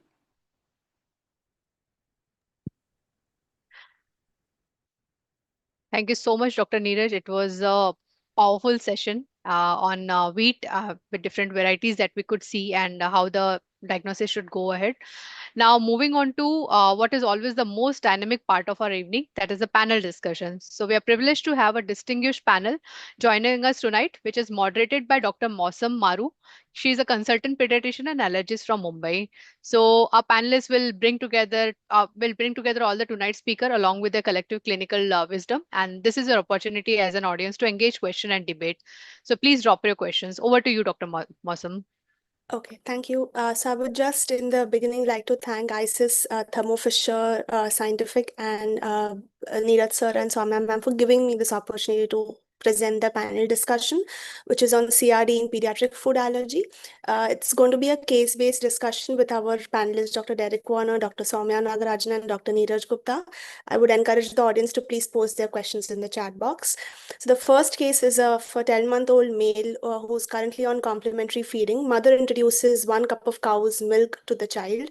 By the time the mother has given half a cup of milk, the child has already started vomiting and has developed few rashes, has flushed basically. There was no past history of gastroesophageal reflux disease in this child. However, he does have a history of mild eczema during his infancy. The pediatrician, the mother takes the child to the pediatrician who assesses the child and labels it as most likely to be acute gastritis, discharges the patient on proton pump inhibitors and antihistamines, and the mother is advised to watch for repeat episodes of such symptoms in the future. The child later on, as the complementary feeding is continued, tolerates about 2 to 3 cubes of paneer about a week later. The mother also bakes his birthday cake on the first birthday. The child tolerates a few pieces of the cake very well. However, a month later, as the mother has gone back to work, the grandmother tries to feed half a cup of milk to the child again. However, this time again, the same episode repeats. The child has a flushing and repeated episodes of vomiting. This time, the child is rushed to the ER, given intravenous fluids and antiemetics, and the child is then discharged on antiemetics and antihistamines orally. The pediatrician also refers the child to the allergy practitioner because there were 2 similar episodes. So there was a reproducibility with the same history both the times. So I would like to ask Dr. Derek Warner, what is your opinion about the case? Yeah, thank you so much. This is a very interesting and very calming case that is seen. Um, and with the history, I'm glad the family was able to provide that history because now, as providers and clinicians and physicians, now we can begin to take a more aggressive approach to this with this situation. And so the history, I think, is the cornerstone, which will help guide us into how we go to further investigate in confirming the diagnosis of milk allergy. Okay, that's absolutely right. So this history looks more like a possible Ig-mediated cow's milk protein allergy because there's temporal correlation as well as reproducibility of symptoms. The child also has associated comorbidities of mild eczema. 6 weeks later, the pediatrician, the allergy specialist performs a skin prick testing. The child does show a sensitization to cow's milk. The mother has been told to avoid the cow's milk strictly for now, and has been told to manage the eczema well with emollients and topical steroids for eczema. They've also been advised on a component resolved diagnostics to further plan how the allergy is going to take its course and how they can intervene. So on follow-up, the mother follows up with the child and the CRD report. This is the CRD report where VOST 4, 5, and 8 have been done. The levels are the VOST 4 level is more than 0.35 KUA per liter. So please, Neeraj Gupta sir, can you explain the importance of the whey and the casein in cow milk protein allergy? So, Mosam, thank you for the opportunity. I think in the history itself, when we go back, then in the history you told that when the child has been given the milk in the, you can say, like liquid form, crude form, then at that time the child reacted. But when the child has been given the milk in different other forms, that could be baked form or the paneer form, then at that time the child has tolerated. So that was a clue that probably something is happening with that particular protein when the milk is getting baked. So even before ordering the test, it was expected, or we were expecting, that probably the heat labile component should be positive and the heat stable or resistant component should be negative. And the same result which you are showing right now, in which the Bosch D4, which is the heat labile component, which is positive, and the heat stable, which is casein, which is negative. So it's a whey protein which is positive Bosch D4, and it is, you can say, like likely to be, you can say, like not persisting, as Dr. Somya is mentioning. So I think the prognosis seems to be better, and it seems to be heat labile protein. That's absolutely right, sir. And Soumya ma'am has covered the casein and the whey components very well during her presentation, so I'm not going to go over it all over again. Um, my next question is to Soumya ma'am. How to interpret the CRD in cow's milk allergy, and how will we proceed for this patient's management particularly? Thank you, Dr. Mosam. As Dr. Neeraj and Dr. Derek has mentioned, I think we just discussed about the case and whey components in cow's milk protein, and BOS T8, where it is casein positive. It is a prediction of persistent severe cow's milk protein allergy, and for children who are sensitized to this component, our advice remains avoidance in all forms, including big forms. And in this child, where it was predominantly, as the history enumerated also by my previous panelists, that the child tolerated it in milk or dairy products in cooked forms, whereas when given cow's milk per se, the child had a reaction. I think this was a also our marker for us in the history that this child could be able to tolerate milk in well cooked forms. So I would definitely go ahead and possibly think about introducing dairy products in well cooked forms in a baked milk challenge first. And if the child is expected to pass the challenge, we would definitely tell them to continue milk products in well cooked forms. Okay, thank you so much, ma'am. This is just a slide which shows the 95% positive predictive value for oral food challenge. So ma'am had again discussed in detail on when do we introduce the baked milk challenge and when do we avoid it. It helps us to make a decision about patients who are more likely to react if they undergo a baked milk challenge, and so we would avoid it in those patients. So in the management, the parents were counseled about the emergency action plan, strict avoidance of raw milk for now, and bake milk oral food challenge was undertaken for this patient. The patient did pass the baked milk food challenge, and then the milk ladder was introduced with proper counseling. Neeraj sir, can you please explain the concept of the milk ladder once again? So basically, as you rightly mentioned, that whenever there is a lesser risk are those children in which you have not found very severe clinical manifestations, where the component which you have tested is heat labile, it is not heat stable.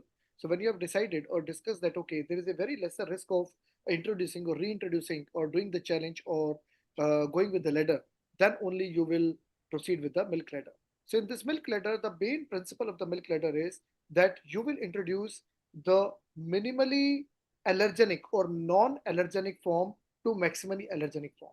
So if you can say like bake the milk or egg, probably anything, you bake it up till a certain temperature for a certain duration. Then at that particular time, let's say you can say like more than 60, more than 95 degrees Celsius for 15 minutes or so, or 20 minutes or so. Then at that particular time, the protein structure or the peptide structure, they unfold. When they unfold, so they become you can say like very simple amino acid type of chains or probably the oligopeptide type of chains, and they lose their allergenicity. So you introduce in that form, so smallest possible quantity, maximum baked form, maximum simple form, so minimal allergenicity. And gradually you build upon and you increase the quantity and you increase the allergenicity up till an extent that you reach up till the desired level or the desired dose, that okay, you want that this particular dose to be given per day to the child of this particular allergenicity. That's absolutely right, sir. Thank you for explaining it in detail. This is just a glimpse of the Indian milk ladder because the food practices in India are quite different, but the principle remains the same, like sir said.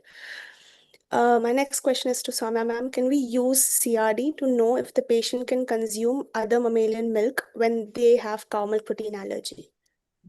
Thank you, Dr. Moss. We did cover this also in the milk and egg CRD.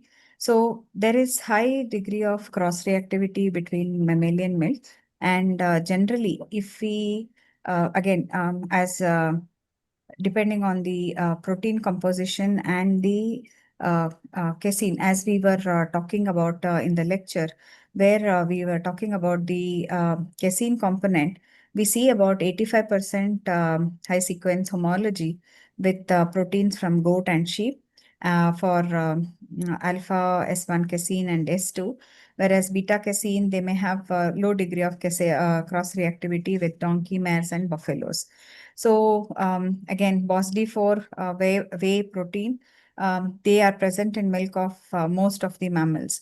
So depending on the component also, where BOSD4, which we see is a whey protein, alpha-lactalbumin, it could be present in milk of most other mammals, and BOSD11 or 12, which is a major allergen and a casein, but they have low degree of cross reactivity, where these children with sensitization to these components could be probably tolerating donkey, mare, or camel milk, where we could be with less cross reactivity and therefore less clinical reactions to these mammalian milk.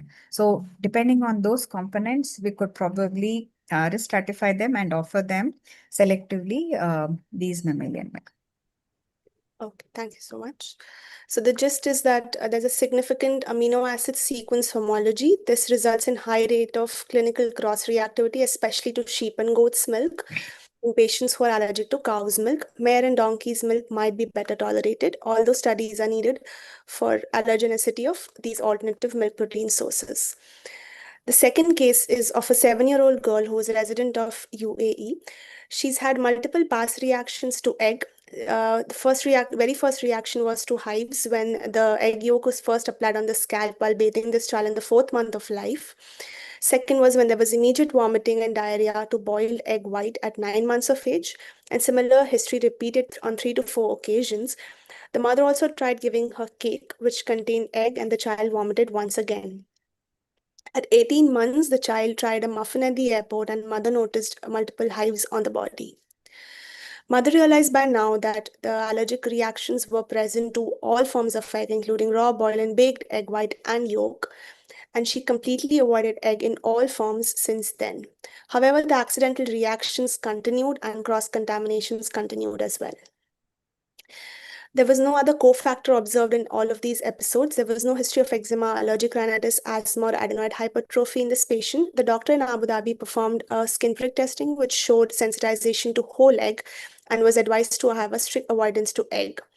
The patient consumes all home cooked foods except egg by now. She's tempted to eat the egg so much so that she's tried to put the entire egg into her mouth from the pantry.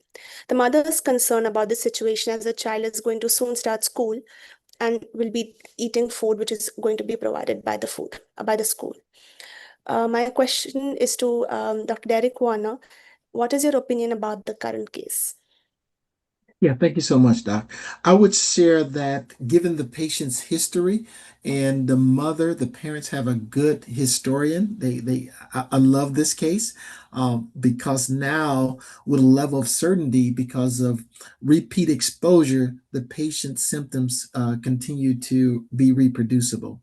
And with the skin prick testing that was done, it definitely provides some information, but this is where I think component resolved diagnostics will add some additional information to confirm what is needed. So this is a good case to provide that component resolved diagnostics to look further. Okay, that's absolutely correct. I agree with you totally. So the patient visits the allergy specialist on their next visit to India. It shows a sensitization to whole egg and egg white on skin prick testing. So the IG-mediated hen's egg allergy is now confirmed even by testing. The patient has been advised to have a strict egg avoidance till the next follow-up. An emergency action plan has been given to the child and the mother, and they've been counseled about undergoing the component resolved diagnostic testing. On follow-up, the patient undergoes a CRD counseling and the further plan of action. This is the CRD report of the patient, which shows raised GALI2, specific IgE2 GALI2, while the others are negative. So Neeraj sir, please explain the importance of egg allergen component result diagnostics once again.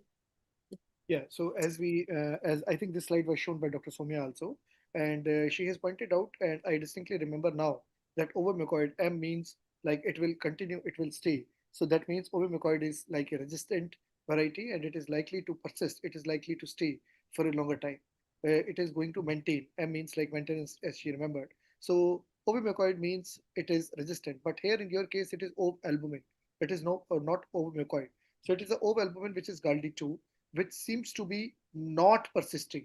That means, as per the characteristic of ovalbumin, it should be a transient type of egg allergy. It should be a heat. If you are giving a baked egg or baked form, the child should tolerate. But beyond a certain level, it can also, you can say, like produce a serious reaction. It can also persist for a longer time. So it is always advisable to go for a oral challenge test of baked milk product, and if the child is able to tolerate the baked one, then you can probably think about the baked milk or the egg ladder accordingly. Thank you, sir. So this is again a glimpse of the egg allergen components that Soma ma'am had covered earlier. My next question is to Soumya ma'am. How to interpret CRD in hen's egg allergy, and how will we proceed for this patient's management? Yes, thank you, Dr. Mason. I think as we were discussing, predominantly the persistent of the egg allergy is mainly we are looking at GALD1, and that is a persistent reduction of the severe or egg allergy. And predominantly here, if you are looking at the positivity for mainly GALD2, correct, Dr. Masa, in Yes, this sir, patient? that's right. That's Yeah, right. I think as Dr. Neeraj rightly pointed, we would definitely consider this child for a baked egg challenge, and because that is amenable for heating or baking in well-cooked stages, and probably this child would benefit from being on baked egg challenge, and it could induce tolerance or outgrowing of egg allergy very high. Okay, thank you, ma'am. As ma'am rightly said, the parents were counseled and an emergency action plan was advised. Strict avoidance of raw egg for now and a baked egg oral food challenge was undertaken in a hospital setting. And the egg ladder was then administered to the child as the child passed the egg challenge. The next question is to Neeraj Gupta sir. Can you please explain the concept of the egg ladder? So once again, the concept remains the same as the milk ladder. That means you have to give the minimal possible or probably the non-allergenic component first and then try to increase the allergenicity. The allergenicity will increase both in terms of quantity as well as quality. So you will try to use as minimal possible minuscule amount of the allergen in the simplified form in which its allergenicity is lost. And thereafter gradually you will increase up till that an extent in which the quantity will increase, both the content and simultaneously the allergenicity will increase. So most baked to least baked, you will proceed there. And if you just see in the last scrambled egg, so scrambled egg is something like means like there is no hard cutoff for the scrambled egg. It is like variation which can happen. So it can be of variable allergenicity. That means it you just assume that it can be of any sort of allergenicity. So that's why you are introducing it at the last. But before that, if you just say you are introducing baked one, before that you are introducing even the muffin, and before that you are just introducing the simple bread and the cheesy cracker, which are the most baked or the most heated variety in which the allergenic component has lost its allergenicity, nearly lost its allergenicity in entirety. That's absolutely right. And the initial first, second, and the third step will also have the wheat involvement. So the wheat matrices will also break down the egg allergen by denaturating it. So this is just a checklist, quick checklist for food ladders on when and where we can administer a milk or an egg ladder and when we should avoid it. So there were 4 A's where age, asthma, anaphylaxis, and insufficient adherence are bad prognostic signs for giving the food ladders to the patients. A quick question to Dr. Derek Warner. What is bird egg syndrome?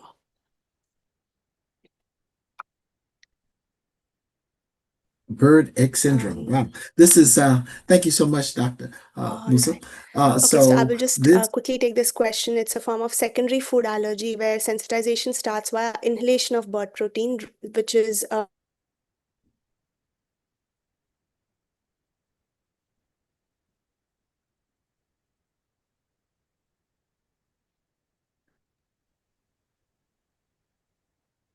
Dr. Derek, you were mentioning about it. Do you want to take it? Yeah, she was. Thank you so much, Doc. I think she was reading the. This is the form of secondary food allergy where the sensitization is via unique versus ingestion is via the inhalation of the bird proteins from either the droppings or the feather that leads to that reaction. And so that is, I'm not seeing it a whole lot in the U.S., but I want to ask: are you seeing it more so in India? Is that a common presentation that you're seeing with the? Dr. Somya? yeah, I'm so sorry, I disconnected. I'm just going to start again. Yeah. Yes, Dr. Mausam. Dr. Derek did enumerate about the bird egg syndrome. Okay. All right. And we were talking whether is it commonly being seen in our scenario. It's not very common, though we see this occurrence sparingly in adolescent or in young adults. Okay. Okay. Shall I move to the next slide? Okay. Okay. So this is the last case, which is of a 23-year-old male. He's an IIT graduate, lives alone in Patna, has had 4 episodes of allergic reactions. The very first episode was in November 2022. And the first 3 episodes were all episodes where the patient was involved in a non-intensive exercise like a stroll right after he completed his meal. He used to walk with covered footwear and developed an itchy sensation soon after starting his stroll. He would feel uneasy and dizzy and then would come back home, rest for some time, and then feel better. However, the fourth episode, which happened in October 2025, was when he ate dinner at a restaurant with his friends and was walking towards the car, which was parked about 500 meters away. He felt uneasy and had an episode of loss of consciousness, was taken to the ER, and had a low blood pressure at that time. Because these episodes were unknown and if they were involved with feeling dizzy and a low blood pressure, he was referred to the allergy specialist who performed a detailed history taking. And it was noted that all these episodes were preceded by a heavy meal and then an exercise. These meals included roti, vegetable curry, and on one occasion, pasta. The patient was unsure if the food was the culprit. So a skin prick testing was done to wheat and showed no wheat allergen sensitization in this patient. The family was concerned about this sudden unexplained loss of consciousness as the patient resides alone in Patna.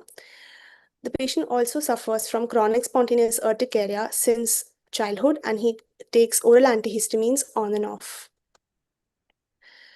So, ma'am, what's your opinion about the current case? So thank you, Dr. Masan, for the question. I think after an elaborate lecture on wheat allergy from Dr. Neeraj, I think given that we had common wheat product like roti and pasta, and this patient also had a cofactor in the form of um, exercise. I think I would be probably thinking about uh, wheat-dependent exercise-induced anaphylaxis as one of the topmost differential, given that he's had this food earlier without any issues, and he also has good exercise tolerance where you say, but only when this comes in combination, I think he's developing uh, the anaphylaxis. So I would definitely think he's a very good candidate, given that skin prick test was negative for wheat. He would be an ideal candidate to undergo component testing for wheat components. Okay, thank you so much. So that was rightly said. It was food-dependent exercise-induced anaphylaxis. It has also been labeled as cofactor enhanced food-induced anaphylaxis, which is a potentially fatal condition. It was first described to shellfish in 1979, and wheat was first described in 1985 as the allergen along with the cofactor of exercise. And in India, 6 patients had been described with having wheat-dependent exercise-induced anaphylaxis in 2024. So this patient's investigations were as follows. There was raised total IgE, and the specific IgE was positive to triene19, which is omega-5 gliadin. The serum tryptase levels were also done for this patient for the baseline tryptase levels. These were normal. So you have described very well about the wheat allergen components. However, I would want you to describe about the mechanism behind food-dependent exercise-induced anaphylaxis. Neeraj, sir. Thank you, Dr. Mosa. So, as Dr. Soumya was mentioning, that it seems to be like wheat-dependent exercise-induced anaphylaxis. The another name for this particular condition is called as food allergy. Basically, this is like a augmentation factor-induced food allergy, AFIFA. So, what it means is that it is actually a form of food allergy, or it is actually a form of wheat allergy, but it will not manifest by itself. It actually requires some augmentation factor, presence of augmentation factor. Once the augmentation factor is present, then it will manifest. So how this particular entity happens, like for an example, if a particular person who is consuming wheat and the wheat protein itself, it is, you can say, like getting absorbed through the natural route, getting, you can say, like broken down into smaller peptides and the amino acids in the gut, and then getting absorbed. So that means the wheat protein allergenicity is reduced inside the gut by the enzymes there, that is getting sufficient time. But what is happening if any cofactor is there? The most important cofactor is exercise, and exercise is happening in the close time association within 2 to 4 hours of wheat intake. Then at that particular time, during that particular exercise, the gut time of the wheat reduces, and the blood itself will move from gut to the skeletal muscle. So the absorption itself is also hampered. So what it happen? So ultimately, what it does is that it will create the absorption of larger protein particles as compared to the smaller particles, because the wheat will get now absorbed faster and in a larger molecules. So the larger molecule will go inside and they are allergenic. So its allergenicity is retained. They are, you can say, like not made non-allergenic, and ultimately they then create problem. The other thing is that as the blood is shunted during the exercise towards the skeletal muscle, where the mast cells bursting power is higher, their tolerance power is lower, their threshold is lower. So this allergenic wheat molecule, they will be immediately transported by the blood to the skeletal muscles, where the mast cells which are sitting and their threshold is already lower to burst, and ultimately they burst faster, and then it creates, you can say, like more anaphylaxis or severe allergic type of manifestation. Now, exercise is not the only cofactor. There are certain other cofactors also. Like sometimes they say that non-steroidal anti-inflammatory drugs, stress, and then there are other cofactors also.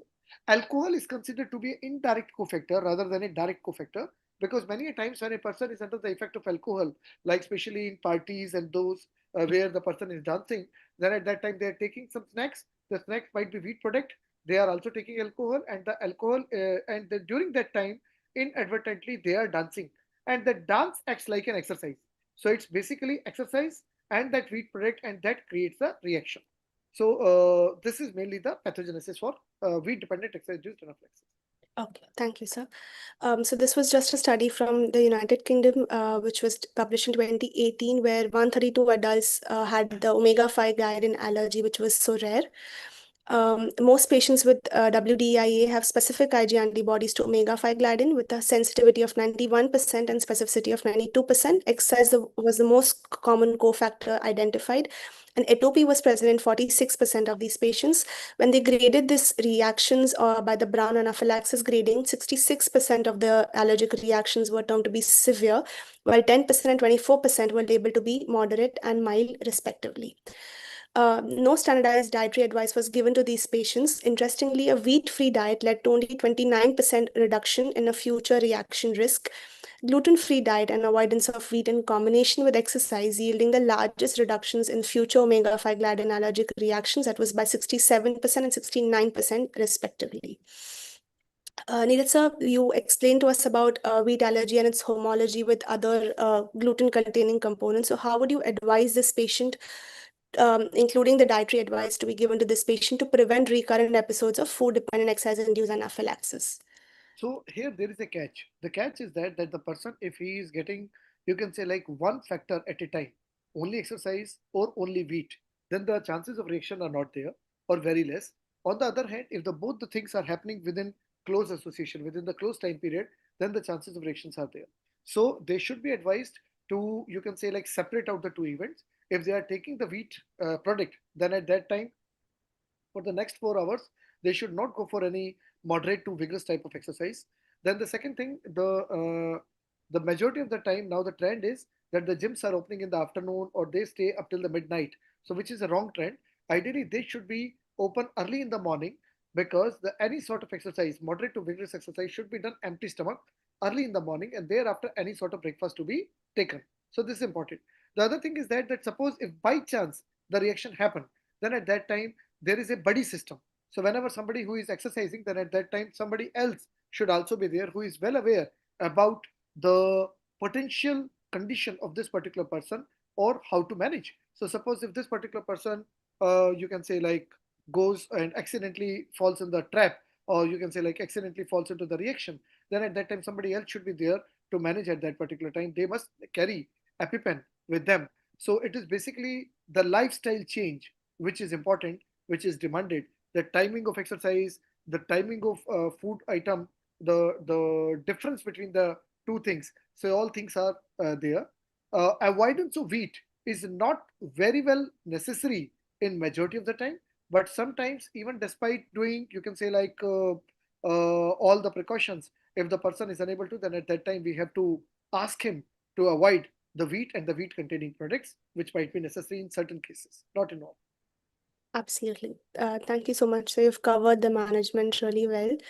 So there are a few emerging component testings that Sir has again covered. So I will not go into the details of it. There's limited availability of these tests yet in India. Newer advances, again, basophil activation test, cofactor augmented food challenge, which is gold standard, but as a high risk, and molecular and epitope mapping, which identifies specific Ig binding epitopes with gliadins and glutenins. CRD in India, it enables precision-based diagnostics beyond whole allergen testing, helps the risk stratification, guides food challenges and ladder introduction in such patients, and reduces over-restriction and nutritional compromise. Nearing the end of the presentation, the current challenges in India are limited availability and accessibility, lack of India-specific reference data. As Sir also rightly said, the research in India is lacking. Even though we are doing a lot of evaluation and management, the research is lacking. There's variable interpretation of the studies in clinical practice, so proper allergy training is essential. There are few research gaps, and we need CRD and oral food challenge correlation studies in the Indian population. Our population is very different from the population in the rest of the world. We are more resilient and tolerant, I would say. So we need more studies in India to correlate the findings. There's limited data on mammalian milk components, lack of evidence for the Indian dietary patterns, which is pretty complex in every part of India. The way forward is to develop Indian-based cohort studies, standardize the CRD-based clinic protocols, and integrate CRD with structured oral food challenge programs. Take-home messages going to be CRD, which is an emerging diagnostic test, which is available in India now. It is a step towards personalized evidence-based allergy care. Thank you so much for your patient listening.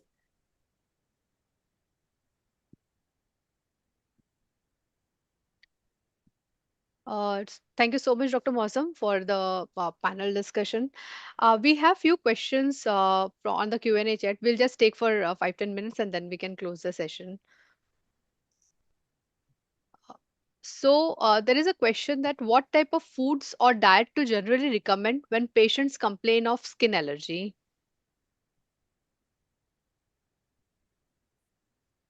I will take the question. Alka. Thank you for the question. I think this is a very common misnomer again with whatever respiratory or skin allergies, we attribute food to be the common trigger, and we probably see kids who are avoiding lot of foods as the parents assume the food is the trigger. So I think again it boils down to the history. Again, most of the food allergies, if it is causing urticaria or hives, it is very reproducible, classical feature of IgE-mediated food allergies, as we heard in Derek's lecture also. And in the other spectrum of skin allergy, we talk about atopic dermatitis, which is a mixed disorder. Again, we wouldn't be seeing or recommending avoidance of mostly highly allergenic foods. And only in 1/3 of the patients with moderate to severe atopic dermatitis may warrant a actual allergy testing in the form of skin prick test or a serum specific IgE. So again, we would probably go down to the history and then think about the possible triggers and corroborate them with the allergy tests and go back to the second history and then take a call about avoidance of foods if necessary. Okay, thank you, ma'am. Another question is cow's milk allergy lifelong? Can I take the question? Yes, yes, yes. So I think most of the we saw in the algorithm also in about children by the age of 5 years, 80% of them tend to outgrow. And by the age of 10 years, probably only about 10 to 20% of them would have a persistent milk allergy. And that's the reason, I think, because it is one of the allergies which tends to outgrow faster by the school-going age groups. Even our efforts to introduce milk in some form to induce tolerance earlier also, which helps by the history, component testing where required, and introduction in the form of baked or well-cooked forms would help. Okay, so addition to the question, ma'am. So why food allergies are overgrown in some and persisting in few? Kindly explain the science behind. I would hand over a difficult question to Dr. Neeraj. So we need to really understand that this is a complex phenomena. In this complex phenomena, it is not only the food or it is not only the immune system which is playing. As if you just remember my presentation, so during the evolution, it is not only the human beings have evolved, it even the wheat has also evolved. So if you just see that the genetics itself is changing so much naturally, and simultaneously man-made. Somebody who is doing some hybridization and all those techniques. The other factors could be pollution. The other factors, these could be like genetic makeup, epigenetic changes. So many things which are happening around us, that all these studies which are suggestive that okay, food allergies are outgrowing, they all are observational studies. And there are certain questions. If you just remember that to start with the webinar, I told you that food allergy itself is an unfinished journey. So food allergy is something which is yet to be explored more even in the Western world, and there are many more mechanisms. So whatever is visible to us, it is probably the tip of the iceberg, but there is lot much which is there down the line. And I think over next few years, by research and all those methods, we all need to try and identify the causes for that. Yes, currently we do not have a very clear answer to it, that why it outgrows in some, why it doesn't outgrow in others. But whatever we are telling you, these are based upon the observational studies, and these observational studies, long cohort studies, and these are the risk factors which are likely to persist, which are likely to come back. But why in some and why in others, that why is still to be answered. Okay. Okay, so I'll ask two questions together. One is in a resource limited setup, how to set up or advise, how to suspect or advise about food allergy. And second question is investigation in suspected milk protein allergy in a 1 month old child. So first question is about that how to proceed in a resource limited setup. Limit, yes. So we need to really understand, as I mentioned you, history. History is the key. That means if you just remember Dr. Derek's talk, IgE mediated food allergy, history, each and every time the symptoms are there, within a limited time frame the symptoms are there, there will be, you can say, like a temporal relationship. So you need to really sit down with the patient. You need to really, so it is actually the uh, top down approach which needs to be followed. History is the first thing, there is no doubt about that. Thereafter, once you are able to get a reasonable history, with that history, you try to make your diagnosis. If you remember, in the first case of Dr. Mosam, when she has presented to me the CRD data, but at that time also, I went back to the history. And in the history, I asked that the child is tolerating paneer, the child is tolerating that. So probably we are suspecting that the baked product he should tolerate, but the crude product he is not tolerating. So before ordering the test, we were aware or we were thinking that what we are expecting. So if you have reached up till that level by the history that okay, these are the 3 4 tests we should be ordering, and then by singleplex method you order those tests, then at that particular time, if those tests are correlating with the history, if needed, go back to the second history, and then that makes the diagnosis. So that will be the right key. And it is not only the allergy testing, it is everywhere. Even in ICU also, if you are doing an investigation, if you are ordering for a chest x-ray, you first question yourself why you are ordering a chest x-ray. If you are just ordering a chest x-ray just for the sake of doing it, don't do it. If you have an answer that okay, with this x-ray I would like to change the position of the endotracheal tube, I would like to see the pneumothorax, you have a question with you, then only order that. Similarly for the allergy testing, because the facilities are available, that's why you are doing it, please don't do it. Otherwise you will once again end up in a more confused state. So this is important. uh, that history is the key. History is the main important thing. Thereafter, selected testing, once again go back to the history, and that will be helpful, whether it is resource limited, whether it is resource free, no problem with that. Your second question is related to 1 month old with milk allergy. uh, I think Dr. Somia can take this question better, but my understanding is that 1 month old milk allergy uh, is a little less likely possibility, but I think Dr. Somia will be the right person to answer that. I agree with you, but probably it boils down to the history again. And the earlier stage, what we would be able to offer skin prick test would be about 6 months and above. And if we have a high clinical suspicion, we would probably try to tell them to avoid cow's milk formula if the child is on that, and continue on exclusively breastfeed. But generally, we see the presentation could be probably a little later down, 3 to 4 months of age. 1 month, probably a little unlikely, but again, comes down to the history again. Okay. Ma'am, last question is egg yolk is considered to be more allergenic with respect to egg white. Is that correct? I think the converse is true. Egg white is highly allergenic because egg yolk has high amount of proteins than egg yolk. And as we saw on the slide, even during the panel discussion or when we were discussing about the egg components, egg white is considered more allergenic than egg yolk. So probably when we do the instead of whole egg, even on the skin prick test, if egg yolk is sometimes negative and we find it to be egg white to be positive most of the times, and again that would be confirmed by component testing if we need to do it for prognostication or doing scheduling for a big egg challenge. Okay. Thank you so much, Dr. Soumya. Over to you for the take-home messages for tonight's session. Thank you, Alka.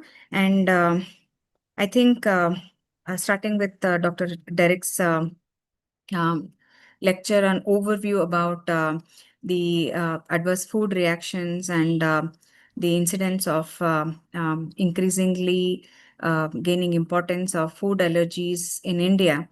I think even when we published our food allergy consensus statement earlier this year, we see that sensitization in India is more, but food allergy is not, contrary to the belief, it is not at all there. I think we are picking up increasing number of food allergy cases, and it's important in the pediatric population that we let the history guide us in choosing the relevant allergens according to the history, and do not go by the numbers on the skin prick test, serum specific IG, or on the in vitro testing. We always go back to the second history and try to match the reports to the patient's relevant history. We definitely can use component testing for risk stratification of the patients and offer them selective oral food challenges and probably help them overcome tolerance early in life, and have a high degree of knowledge about possible cross reactivity also, in which we can probably beat egg, milk, or wheat allergies. And I would definitely log in and invite all of you to log in for the next series of CRD webinar on peanut. I think this is also a quite important food allergen, and also the cross reactivity or the component testing in pollen allergies also. Okay, so I would like to thank Dr. Derek, Dr. Neeraj, Dr. Mosam, and Thermo Fisher for the opportunity to be a part of this excellent educational webinar, and looking forward to the continuation on next Friday. Thank you. Thank you so much, ma'am. Thank you, everyone. Thank you for your participation, for the audience, for the wonderful questions that they put forward. Thank you, everyone, and look forward to seeing you all on 22nd again, 22nd May. Thank you so much.